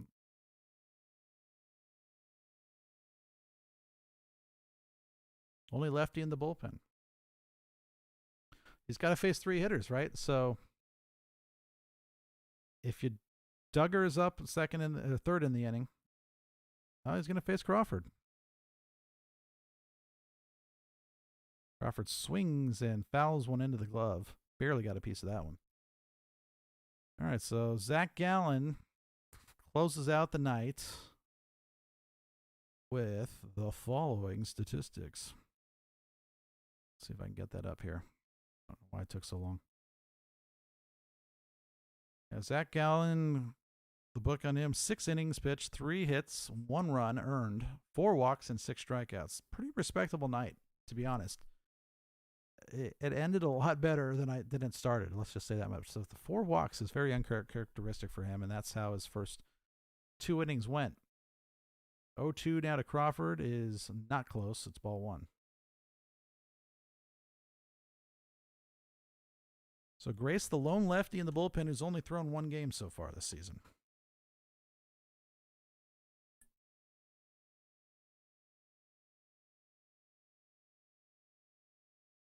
Fouled back again by Crawford. All right, so it's the bottom of the 7th. The game is tied at 1. Giants have not gotten much going offensively for a while. Joey Bart in the on-deck circle, so he might hit for Tromp. I don't understand how Trump is the guy you throw out there against righties. I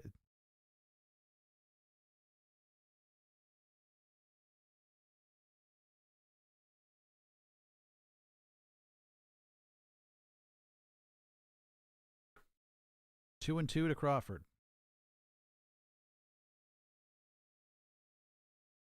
Woo.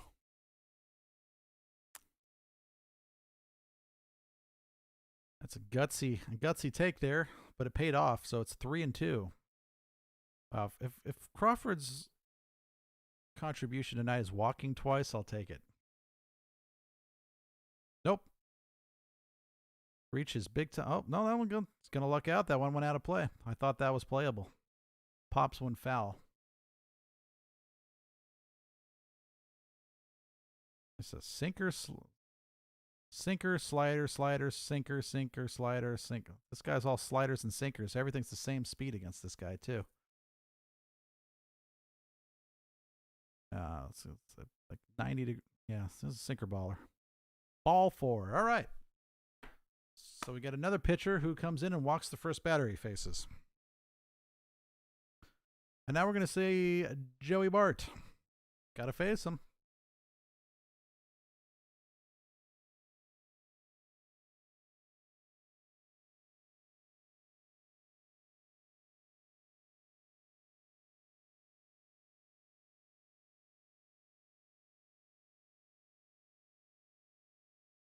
All right. So the rookie. Third day in the majors.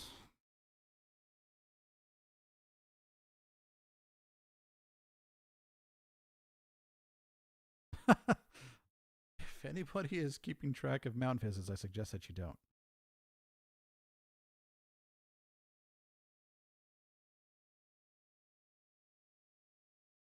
Guerrera up in the Diamondbacks bullpen. I wonder if the Giants have anybody thrown in theirs. Pretty soon it's going to be time to start thinking about if you're letting Tyler Anderson go up for the 8th or not. I imagine they're not.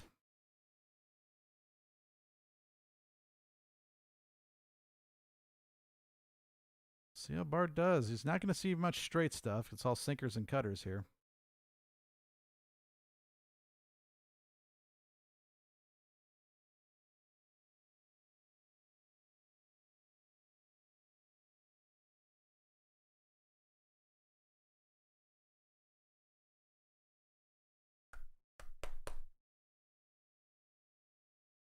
My kids have got these little organ clap things down pretty good. They're learning. 0-1 Bart. Swung on. Liner. Deep center field. Off the top of the wall. Oh.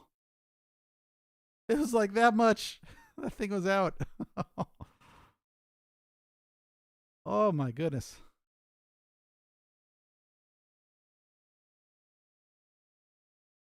He crushed that. He just lined it. I mean,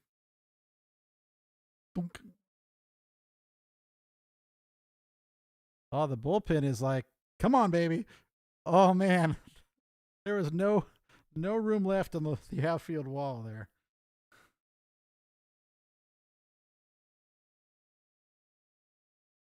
Yeah, Bart is Mr. Doubles so far. Oh, he almost had his first big league homer right there. That was very well hit, but look what the Giants got set up here on the bottom of the 7th. 2nd and 3rd, nobody out. That fastball, or it was a changeup, I guess. It's not impressing Joey Bart. All right, so as I thought, we are going to see Mauricio Dubon here. He's going to hit for Duggar and not for Crawford. For some reason, Duggar's supposed to be one of their best defensive outfielders, and you're taking him out. Every time he tries to make a great defensive play, though, he dislocates his shoulder, I'm pretty sure. Way outside, first pitch to Dubon.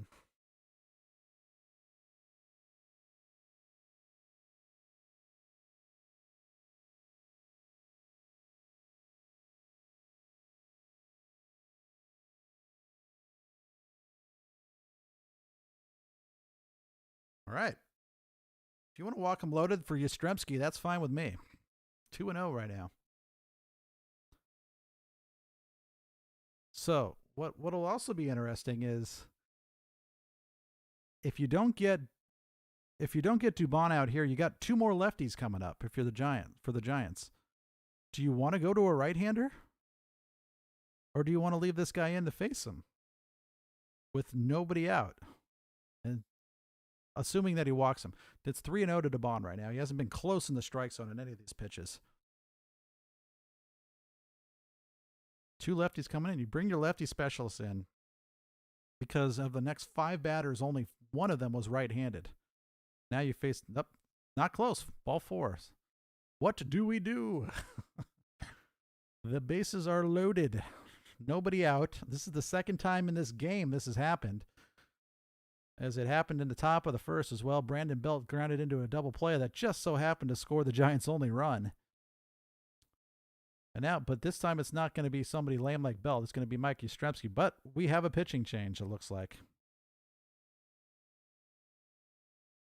Interesting. That's your only lefty in the bullpen. You don't want him to face the next two lefties.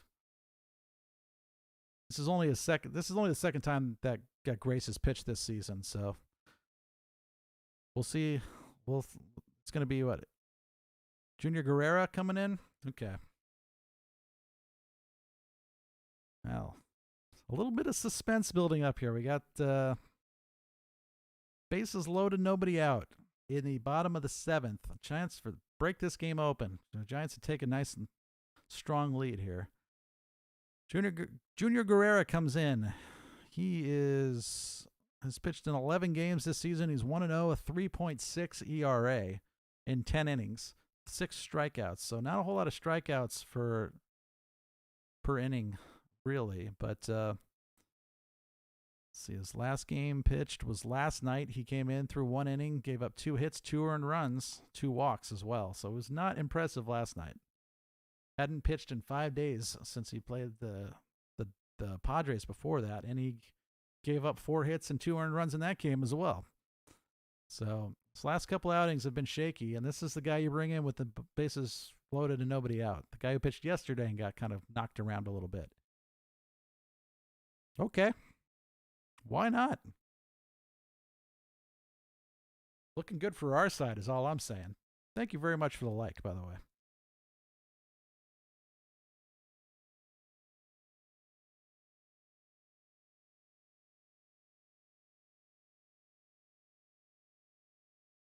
Who's going to bust this one open this inning?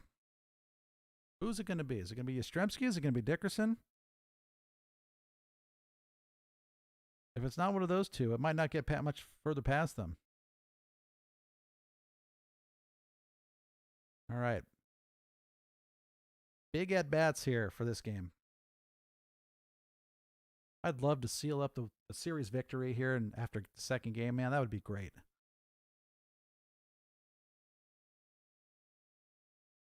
Just want to see him playing good baseball, you know? It's not really about the record at the end of the season, obviously, for the Giants right now. Just play some good baseball. They're playing better in the field, except for Mr. Brandon Crawford costing the Giants a run. But just want to see him putting good at-bats together. All right. Here we go. This guy has thrown... I walked, what? What did I say? He walked 2 last night? Yep. 2 hits, 2 walks, 2 runs. Yeah, he's going to face a couple lefty. I just don't understand why they... And then you got the right-handed Solano, then back to a left-handed hitting Belt again. It's a lot of lefties, but they don't have any lefties in their bullpen, so that's how it goes. The starter was Gallen was a lefty also.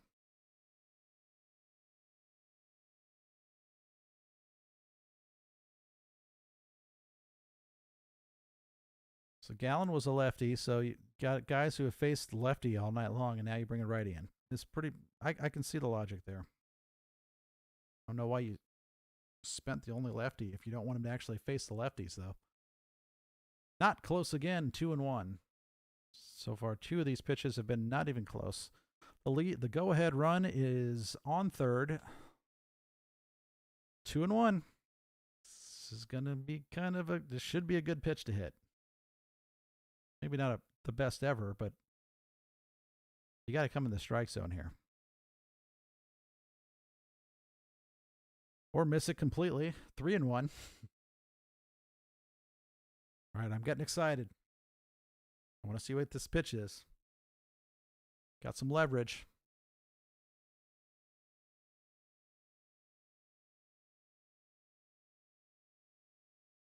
Got the right guys at the plate here. Walked him. All right. All right. There it is. Giants take the lead again, 2-1. Gosh, how many times this year have we seen that? Have we seen this against the Giants, where the Giants draw a walk to drive a run in? Is that like the third or fourth time this short season that's happened? They get the bases loaded a lot, as it turns out, and don't score a whole lot when that happens. So an RBI for Yastrzemski. Walked for the second time. Now Dickerson comes up. Diamondbacks pitchers can't throw strikes here. This is the second batter that Guerrero will have faced, so he's got to face Dickerson, and then he's got to face Solano.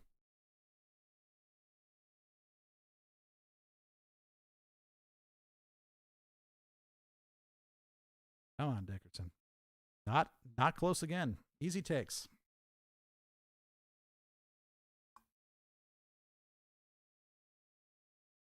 This guy is easy.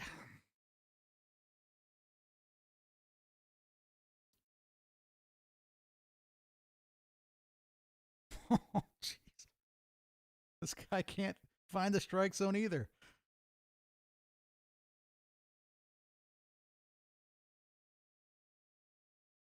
That is a look of despair right there. This could get out of hand. Okay. Okay, we'll give you that one. See if you can do it again. There's no way that you try to throw something crooked up there with a 3-1 count. You just can't do it. You haven't been anywhere close to the strike zone with anything. Finally got a strike in there, but you got to go fastball again. Yep, there it is, low.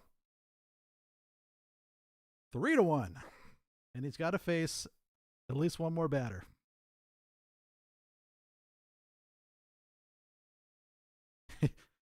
That's what they're checking on in the bullpen, in the dugout. That's 2, right?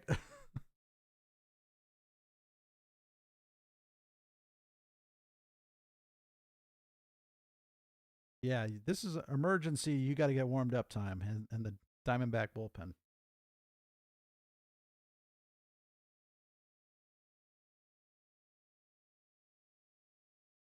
Solano, a chance to really bust this thing open. Threw a curve that time that bounced off a home plate for ball 1.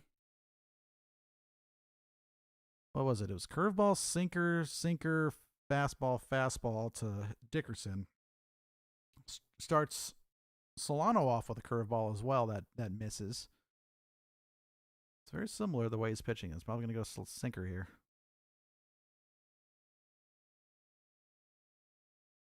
See how he pitches the right-hander. So anything but a ground into double play right here is acceptable. Whew. He's not pitching Solano nearly as carefully as he was the lefties. I mean, you walked 2 runs in, dude. Why were you pitching so carefully to the lefties? Oh, Solano helping him out there on that pitch.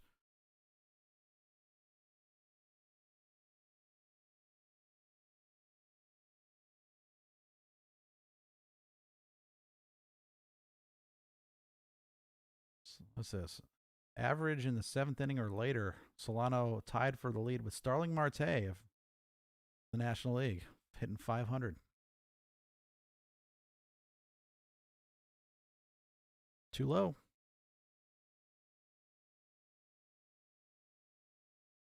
Guerrero's pitching this at bat the way you should be. I mean, You got out ahead of him early, and he's been throwing a bunch of stuff with 2 strikes that's just not in the strike zone, which is really how you're supposed to pitch.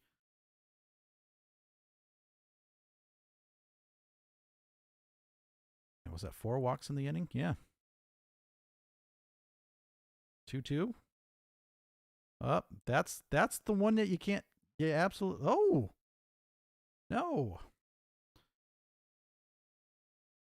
Dickerson, I guess, I don't know if I'd say he broke it up, but a little juggling there of the ball at second base. So he hits a chopper that gets an out at second. Another run scores. So it's 4-1 now. It's an RBI for Solano on a fielder's choice, and that'll be it for Guerrera. So he's faced his 3 batters. He's out of there. So there's runners at the corners with 1 out. It'll be the 3rd pitcher of the inning. This guy looks familiar.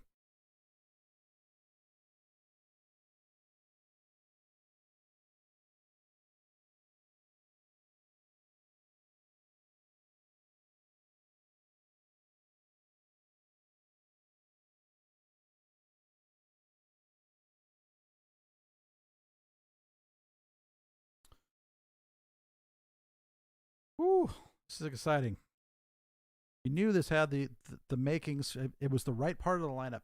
How many times did the Giants load the bases up and then it's like Crawford, Tromp, or Heineman, and like sort of the garbage parts of the lineup that come up and just don't score, or Belt, or even Longoria sometimes. Like, man, he's got these guys that they're going to hit some pop outs. They're going to do a bunch of stuff that means they're not going to score.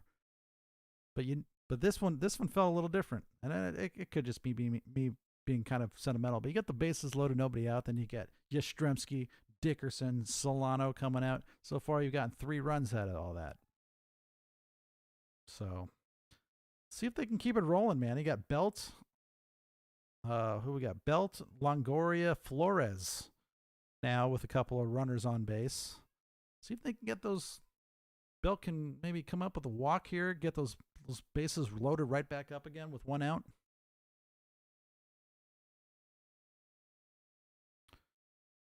Taylor Widener is the pitcher now for the Diamondbacks. Tyler. What does it say Tyler? Is it Tyler? That says Taylor. That's Taylor Widener, right? They call him Tyler Widener. At least I got the Widener part right, but man, that does not say Tyler.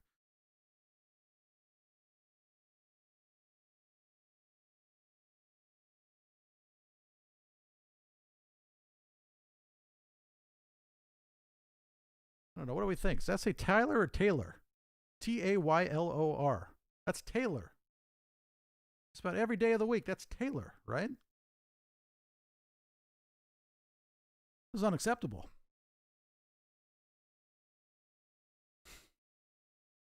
Way inside to Brandon Belt on the first pitch. 1-0. All right, so he's already grounded into 1 double play today with the bases loaded and nobody out, by the way. Drove in the first run. Thank goodness you don't get a credit for an RBI. You don't deserve an RBI. You do that garbage.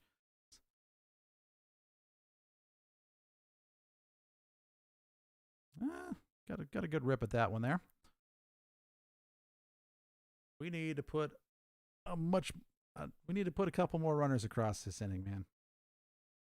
We're up 4-1 now, but the Giants bullpen's probably taken over in the 8th, so we need like 12 more runs. We need a little buffer.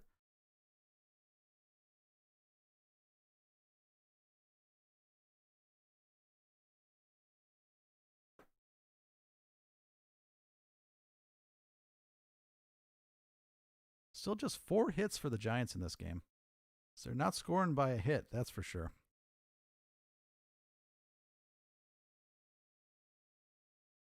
Come on, Brandon.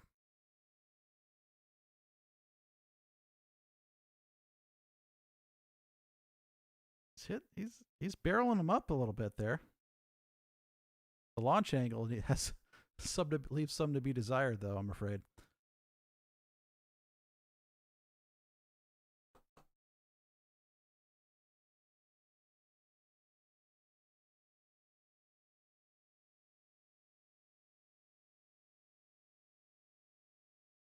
Still 1-2 to Belt. Widener's coming in with some fastballs here. Something fastball so far. About 92 to 93 miles an hour so far. Belt does have a hit already in this game. Is not struck out yet tonight. There's clearly time for that still, though. He is down 1-2. Bottom of 7, 1 out. Runners at the corners. Giants up 4-1. There we go. There we go.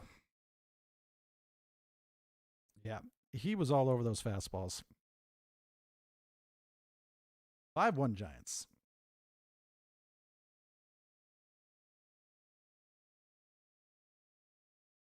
Longo to the plate.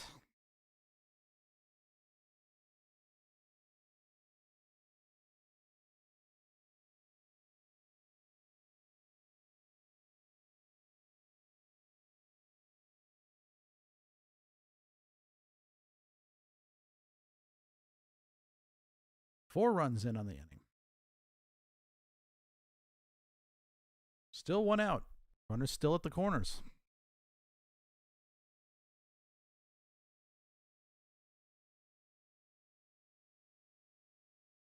Whew. That's the first not fastball he's thrown. He might be off the fastball here a little bit after that. Belt was barreling those up. Of course, he is facing a righty now, so different approaches.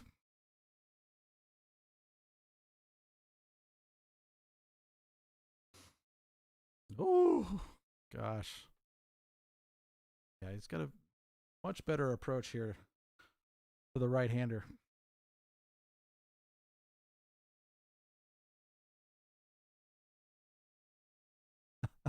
Request for a scorebook tutorial. You know, I've been thinking about getting mounting a GoPro to this arm here and then doing the scorebook right below it. I actually have considered it. I don't think you run here. Yep. Fly out for Longoria. I didn't even really hit it all that hard. So nice job by Widener there. All right, Wilmer Flores. It's been one of their better hitters. He's 0 for tonight with a strikeout. 0 for 3. What was the out pitch that time? Fastball. Longo can't hit a fastball tonight.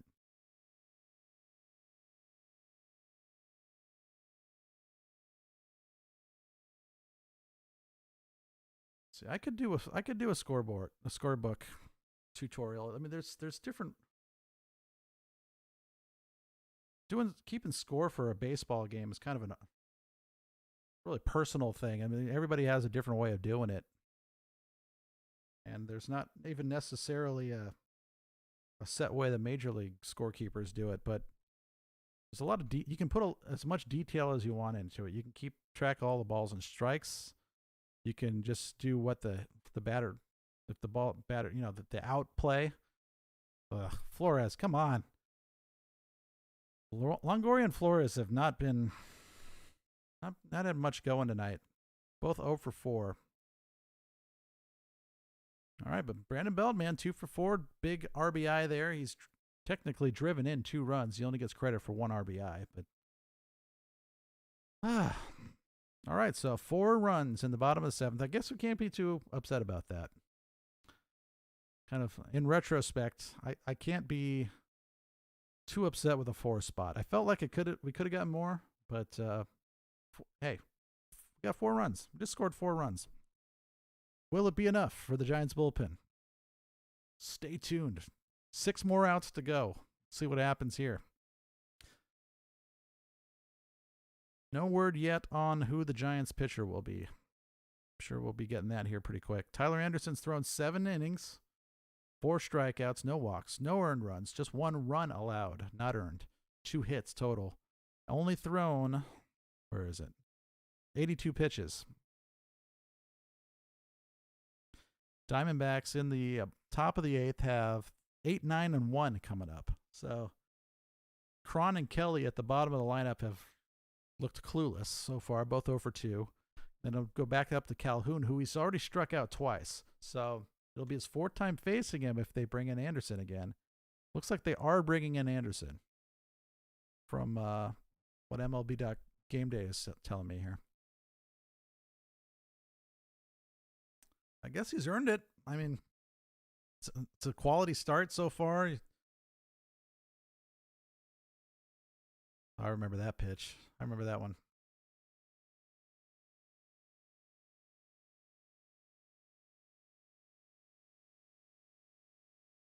Yeah. Man.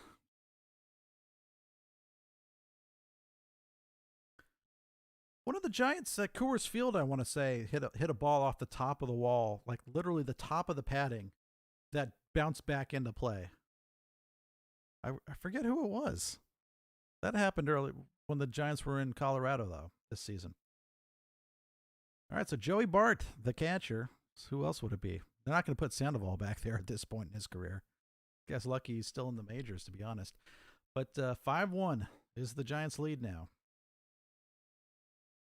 Tyler Anderson getting a chance to throw the 8th. A little bit of a reward here. I mean, the guy's pitched his butt off tonight. He's really kept the Diamondbacks at bay.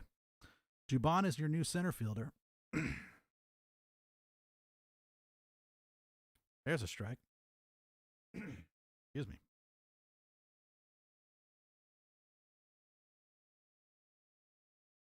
Yeah.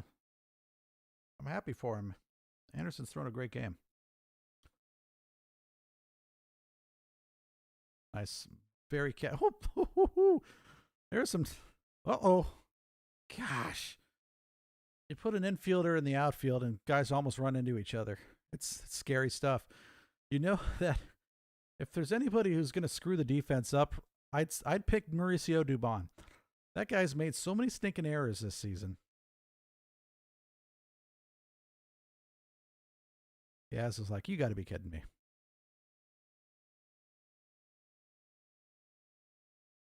The defense, I'm not confident, man. They've been playing so much better recently. I'm not confident in this defense yet, though. No confidence. It'll probably be another 2 years before I do. The bullpen, I don't know. That might take some time as well. A 60-game season, man. We're about halfway through. This is game 29. I don't know if I'm going to be confident with this bullpen this season. Unless they come out and just deal zeros after zeros after zeros after zeros for the rest of the season. Maybe by the end of the season, I'll feel confident. I don't feel confident right now in this bullpen. Maybe Kapler doesn't either. That's why you got Anderson out here in the top of the 8th. But look at this. They're hitting nothing against him. I told you those 8-9 guys were going to be kind of. Cron hasn't got a hit yet this season. Kelly was hitting 200 going into that at bat. And waiting for that to change. But anyway, it'll be Cole Calhoun, who struck out twice against Anderson. I think I got to think that's why Anderson's out here in the 8th. He's got the 8-9 hitters who have like hitting nothing this year, and a guy who's struck out twice. So let's go for the hat trick. Let's get that hat trick. Let's get that Hattie here in the 8th. Strike him out 3 times. Not often that the starting pitcher gets to strike out the same guy 3 times. That doesn't happen too much. Usually you're into the bullpen on that 3rd time, I think.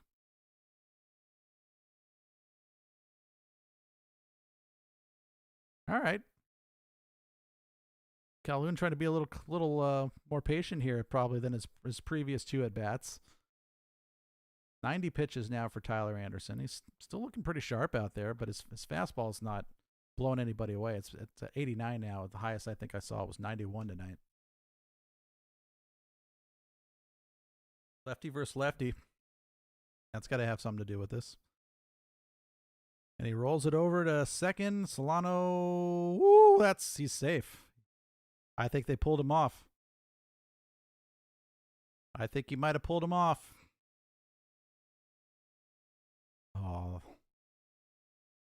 Yeah, they're gonna. I think he might have got pulled off there, unfortunately. And I really hope that if he did end up pulling off, uh, oh, I don't I don't know, man. That angle is crap. We got to see a better angle. That angle's not going to show us anything either. I don't know, man. I don't know on this one. Yeah, unless they get a better angle, I don't know if they overturn. Just like they said, but that was damn close. So the question is, if he's safe, does Tyler Anderson face Marte? He's hit the ball pretty well.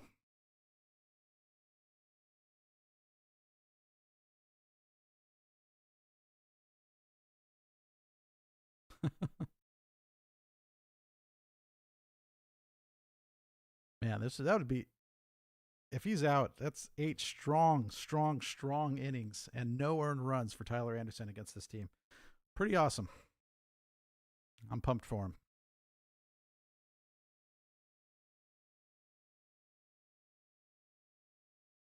What do we got? What's the call? Out, right? Yes. All right. Ooh. Solano. Oh, the Giants defense. Can't make it easy. All right. So I'm going to say that's the book. We're closing the book on him there, right? Got it. Don't we have? Doesn't that have to be it for Anderson tonight? They bring him out. Did they bring him out for the ninth, guys? I don't know. Thoughts. Let me know what you think. Does Tyler Anderson come out for the ninth inning? This is one of those things in the National League games. There's absolutely. Oh, I pulled my headset out of the. In National League games, there's no chance of a pitcher having to bat.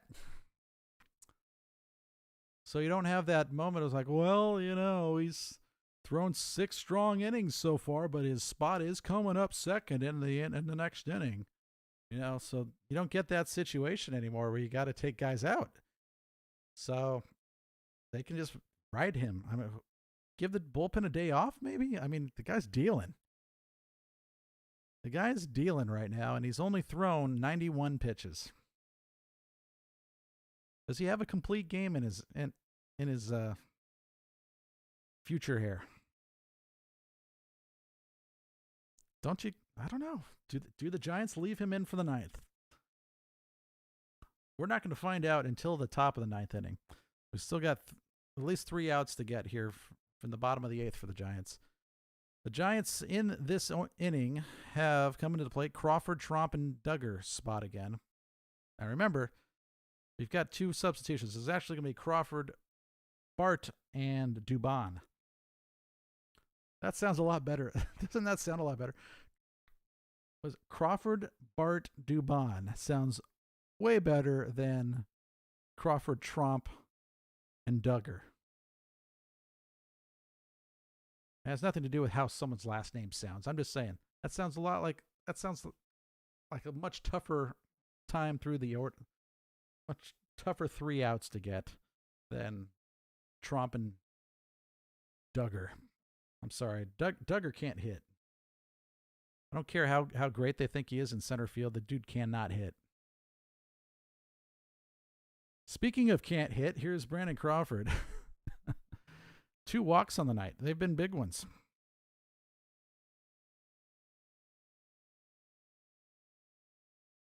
He did not he's the go-ahead run so far tonight. He was walked in the last inning, the first of the 4 runs scored, and he is the go-ahead run.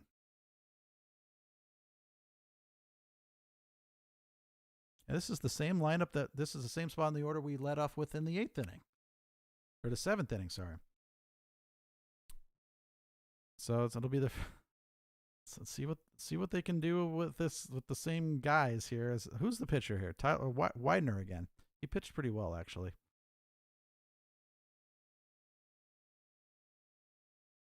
I need opinions. Of all of our viewers that we got here right now, is Tyler Anderson going?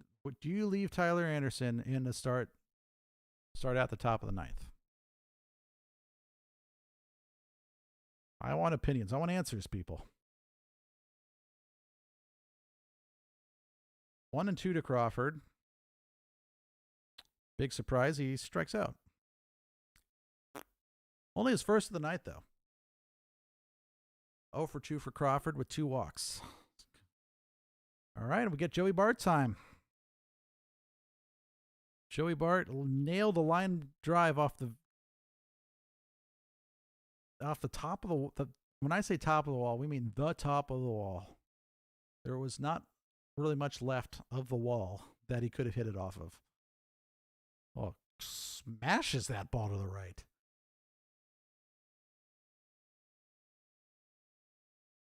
Why are you throwing him fastballs?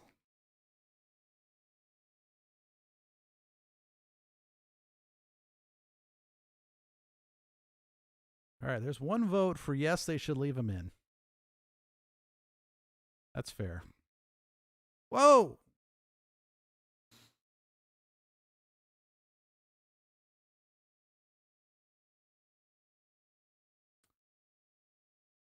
That's right. Joey Bart's first big league plate appearance, he got spiked on the top of the toe.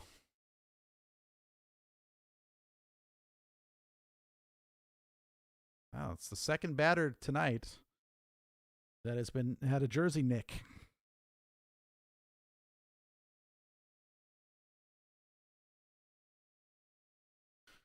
Mauricio Dubon.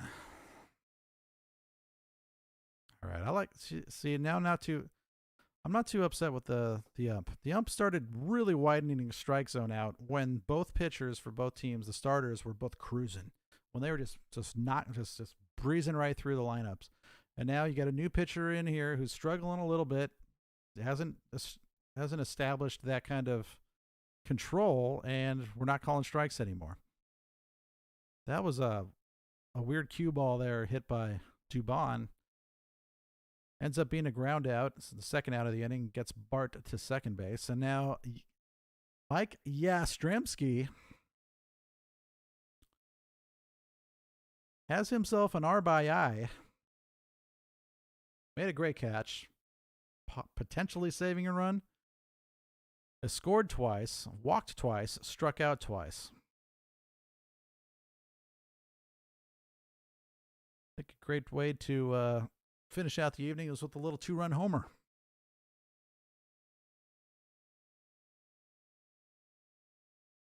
Lefty versus righty.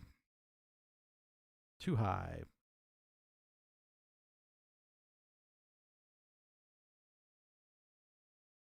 This is how Yastrzemski doesn't always have to be getting hits to contribute. And that's clear here.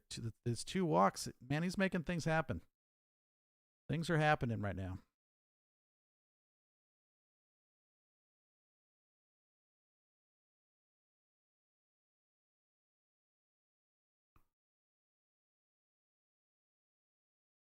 These are the at-bats I want to see. See Yastrzemski.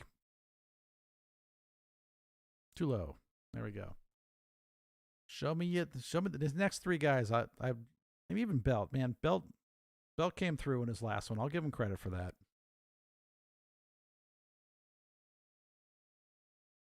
Last at bat, he definitely drove a run in.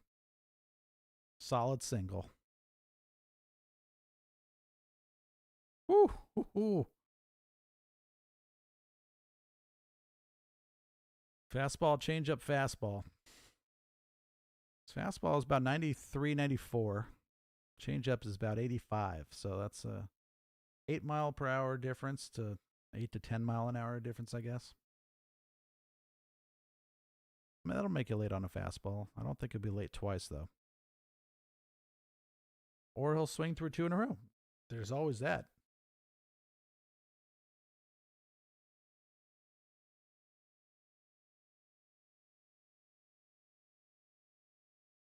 Come on, we got to keep it going. I want to see Dickerson this inning, too.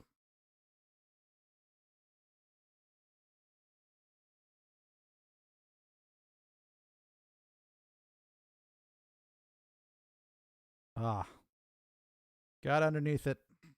That's all right. All right. Is he coming out? That looks like a guy who's about to come out for the ninth inning. He's grabbing the hat. He's grabbing the glove. All right. Can you Wow. With the way the starting pitching has gone for the Giants so far in this 29 game old season, we have a chance to see a guy throw a complete game. Which, at the way the first few weeks of the season went, man, I didn't think you had to doubt at times if anybody was going to get past this fifth inning. So let's see. Let's see. I'm probably jinxing the heck out of it. I think this is real wood. It's at least fiberboard.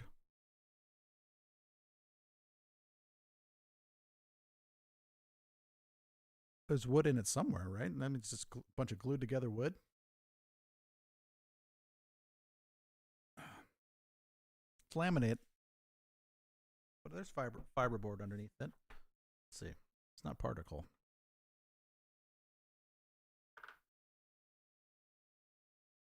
No, that is particle board. It's particle board. There's real wood. Confirmed. It's okay, everybody. 3 outs to go.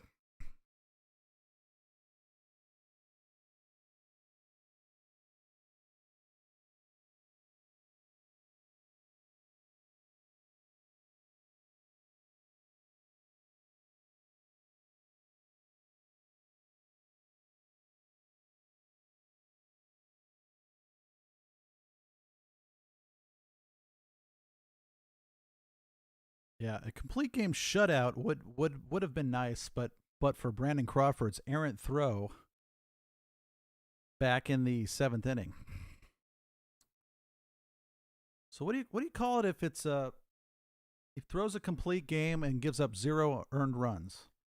Because that's kind of what we have the potential for here. And I don't think there's an official name for that.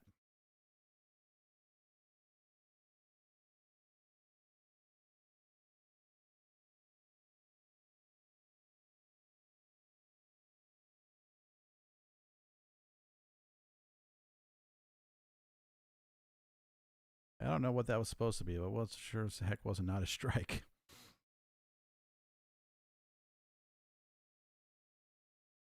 Man, this game day thing starts to lag behind more and more as the game goes on.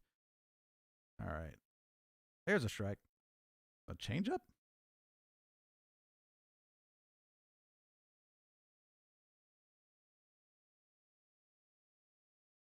Oh, you can't go the anybody gets on base he's out thing, man. Give him one run, one runner, right? You can give him one. You put one guy on. All right. 4 strikeouts. It's been a long time since he struck anybody out in this game. It's been quick pitch to contact type of at bats ever since then. There's one. Ooh. Ugh. Ugh. Ugh. How much do you trust this guy? Who's that? Oh, Garcia. Didn't know they brought him back up.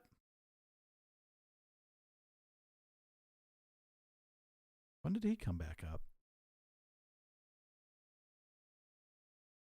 Don't do it. Yep. See, you can't replace him after one guy. Just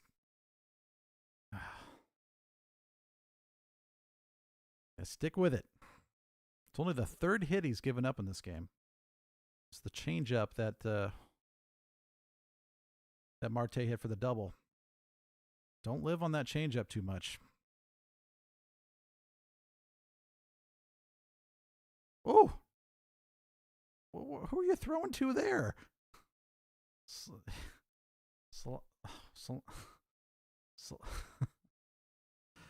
Oh man, Solano, why?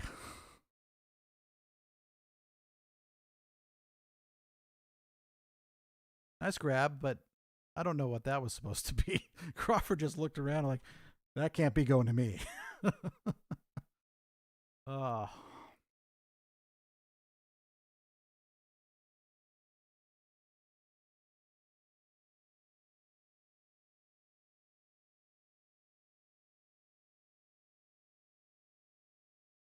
Walker has not looked great in this series so far. All right. Jeez. I agree. I'm surprised by this also. Yesterday, Walker was 4 for 4 with the run scored. Today, he's 0 for 3.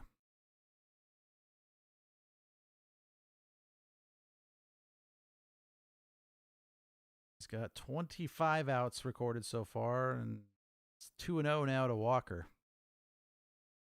If you want to see if he gets on base, if they walk Walker, do you stick with Anderson still?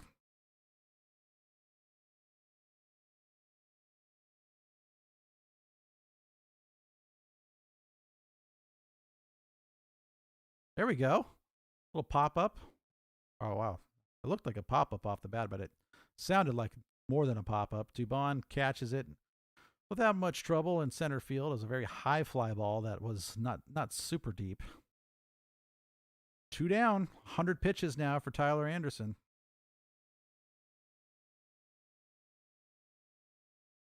Two hours and like 43 minutes into this game. This will be our shortest one so far if they get this out. We've done games that have been like 4 hours long. Here's Peralta. So you tell me, does he look like Gregor Blanco? Does that look like Gregor Blanco right there? I'm not saying Peralta resembles Gregor Blanco like facially, but when you get that behind the pitcher camera, you're looking there. It looks like I've always thought that he looks just like Gregor Blanco. Stands very similarly at the plate.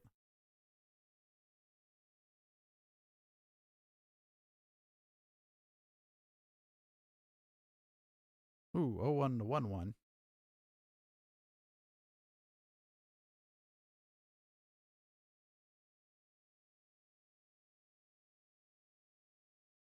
Let's go, Giants. 102 pitches now.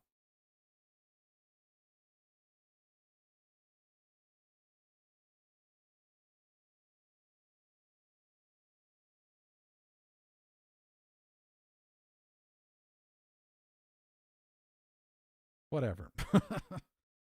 He wants to take third there. You can take third there. Go. Do you go from the windup now? You do. It's going from the windup.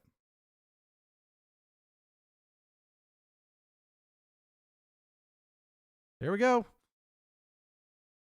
All right. Very nice.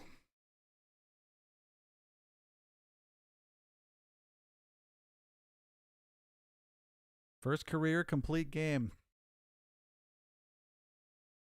And 76 starts. Heck of a game tonight. You know what? Good on Kapler for leaving him in there.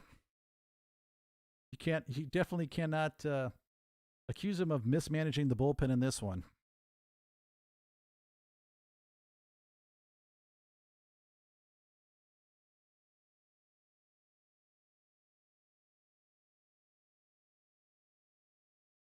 Yeah, the Diamondbacks definitely contributed very, very, very generously to this victory tonight. Yeah, Giants. That's the real thing. Eight walks they took tonight. Struck out 7 times, 8 walks. The Giants have shown several times this season that they can get some walks. Sometimes they get none, but sometimes they get a ton of them. Diamondbacks never walked once. Just 3 hits across. and an unearned run. So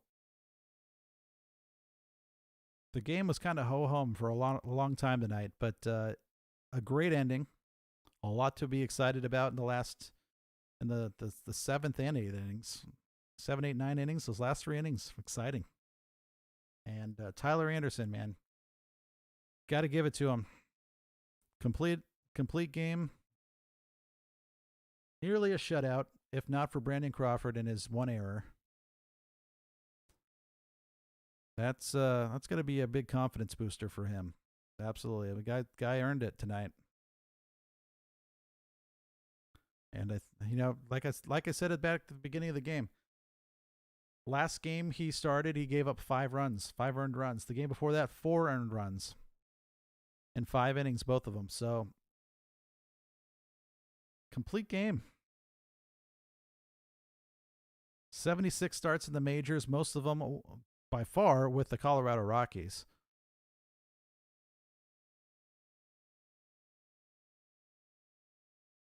Fantastic. So Giants coming through with the W. Stars of the game. Who are we going to say were the guys that really, I mean, gosh, there was contributions from pretty much the entire lineup, minus Chadwick, Tromp, and Duggar. They both got hits. They both had 1 hit and 2 at bats, but it didn't play into the. Gosh, those, you take their 2 hits away, they're kind of meaningless hits, and you got the Giants had 3 hits, left 19 guys on base tonight. That's a huge number, and the Giants have been hitting high numbers like that for the whole season so far. They leave a lot of guys on base. They get a lot of guys on base, though. It takes getting guys on base to leave guys on base, and that's one thing that can be frustrating. It's like you realize that, gosh, these guys can't get anybody home, but at least they're getting guys on base. And 8 walks, 8 walks, that's getting guys on base. You don't need a ton of hits if you're getting 8 walks every night. So those are just as good as hits. So good on the Giants tonight, man. The guys who really had the big contributions. Mike Yastrzemski, 2 runs scored, an RBI, and never got a hit. He was 0 for 3, but he walked twice. So also, let's see, Dickerson, 0 for 2, drove a run in with a walk. Donovan Solano, 0 for 3, drove a run in on a fielder's choice. Brandon Belt, 2 for 4, drove in a run with a single. Evan Longoria, 0 for 4 with 2 strikeouts. Not much of a participant tonight offensively. Neither was Wilmer Flores. A rare night where the Giants scored some runs and he was not involved. He was 0 for 4 with a strikeout as well. Brandon Crawford, 0 for 2 with a run scored because he walked twice. So he was in on it. Joey Bart, man, he crushed a ball off the top of the wall. Crushed and was hit by a pitch. So good on him for taking one for the team. And Mauricio Dubon walked and he was 0 for 1. Otherwise, he also scored a run. So, up and down the lineup, nobody was really did anything super awesome tonight. I mean, were all the Giants? So the Giants had 3 singles and 2 doubles tonight, and none of them were clutch hits. That's super clutch hits. I think Belt drove a run in on a single. I mean, a lot of these runs scored were walked in. At least 2 of them, right? So, oh well. They did their job, man. They put 5 up on the board again. Another crooked number. They've been putting a bunch of those together lately. Only gave up 1 run unearned. And so you got to be happy with that. Exciting stuff. So they've won the series. That's 2 series in a row. Technically, I guess we'll go with now for them. They've won 5 in a row. And it's not long-term sustainable to win 5 in a row. But, hey, 5 in a row right now is 5 in a row. So Nobody came into this game tonight thinking they were going to get a complete game out of Tyler Anderson. So that was a very pleasant surprise. Great play in the outfield made by Yastrzemski. Some couple scary plays made in the infield tonight, but bravo on the defense, man, for just the last couple of weeks, just getting rid of the errors, except for Brandon Crawford tonight. I mean, they had one, but they were having multiple errors like nightly, and that's really turned around at this point in the season. So hopefully that continues to be the narrative, and defensively, pitching wise, hey man, pitch your bullpen can't hurt you if you never let them pitch, right? So if you never even get to that part of it. So good night for the Giants, and makes me excited for tomorrow's game. It'll be a day game tomorrow. We're not going to be doing it here, but 1 p.m. Pacific time start for the Giants and the Diamondbacks series finale. Giants have already clinched the win of the series, and with tonight's win, that puts them at 13-16. They are just a half game in the standings behind the Diamondbacks now, who fall to 13-15. So they're equal in the win column, but the Giants have one more loss, which could change tomorrow. The Giants could pull ahead of them tomorrow, and that would be the official pulling out of the cellar. And then they're just 3 games below 500 now. As the run differential, they were at like a 43 run differential, minus 43 a couple weeks ago. Now they're down to minus 20. So they've been outscoring guys recently, and they were getting their brains bashed in for like a week and a half. But so Giants are moving in a decent direction here. They're closing out games. They're still getting guys on base, getting some hits. And there's some guys they got to get going. They got to get Dickerson going. They got to get Longoria going a little bit more. And then they'll be all right. But Joey Bart, man, why did he not start today? Let's keep that guy in the lineup every day if we can. But it's good that he got, for the most part, a day off. And 7 innings worth of day off. So that's just about it for the night. Sorry we weren't able to get Nick in tonight. He had some family engagements that went unexpectedly long. So thank you so much, guys, for hanging with us. It's been a little over 3 hours tonight. Game played in under 3 hours this season. Wow. This is a first for the broadcast for us tonight. So while it's still just barely after midnight, I think we're going to take this chance to call it a night. Thank you so much, guys. Like and subscribe, man, if you haven't already. Hit that like button over here, the subscribe button over here, and we'll catch you all the next time. Have a great night, everybody. Thanks a lot.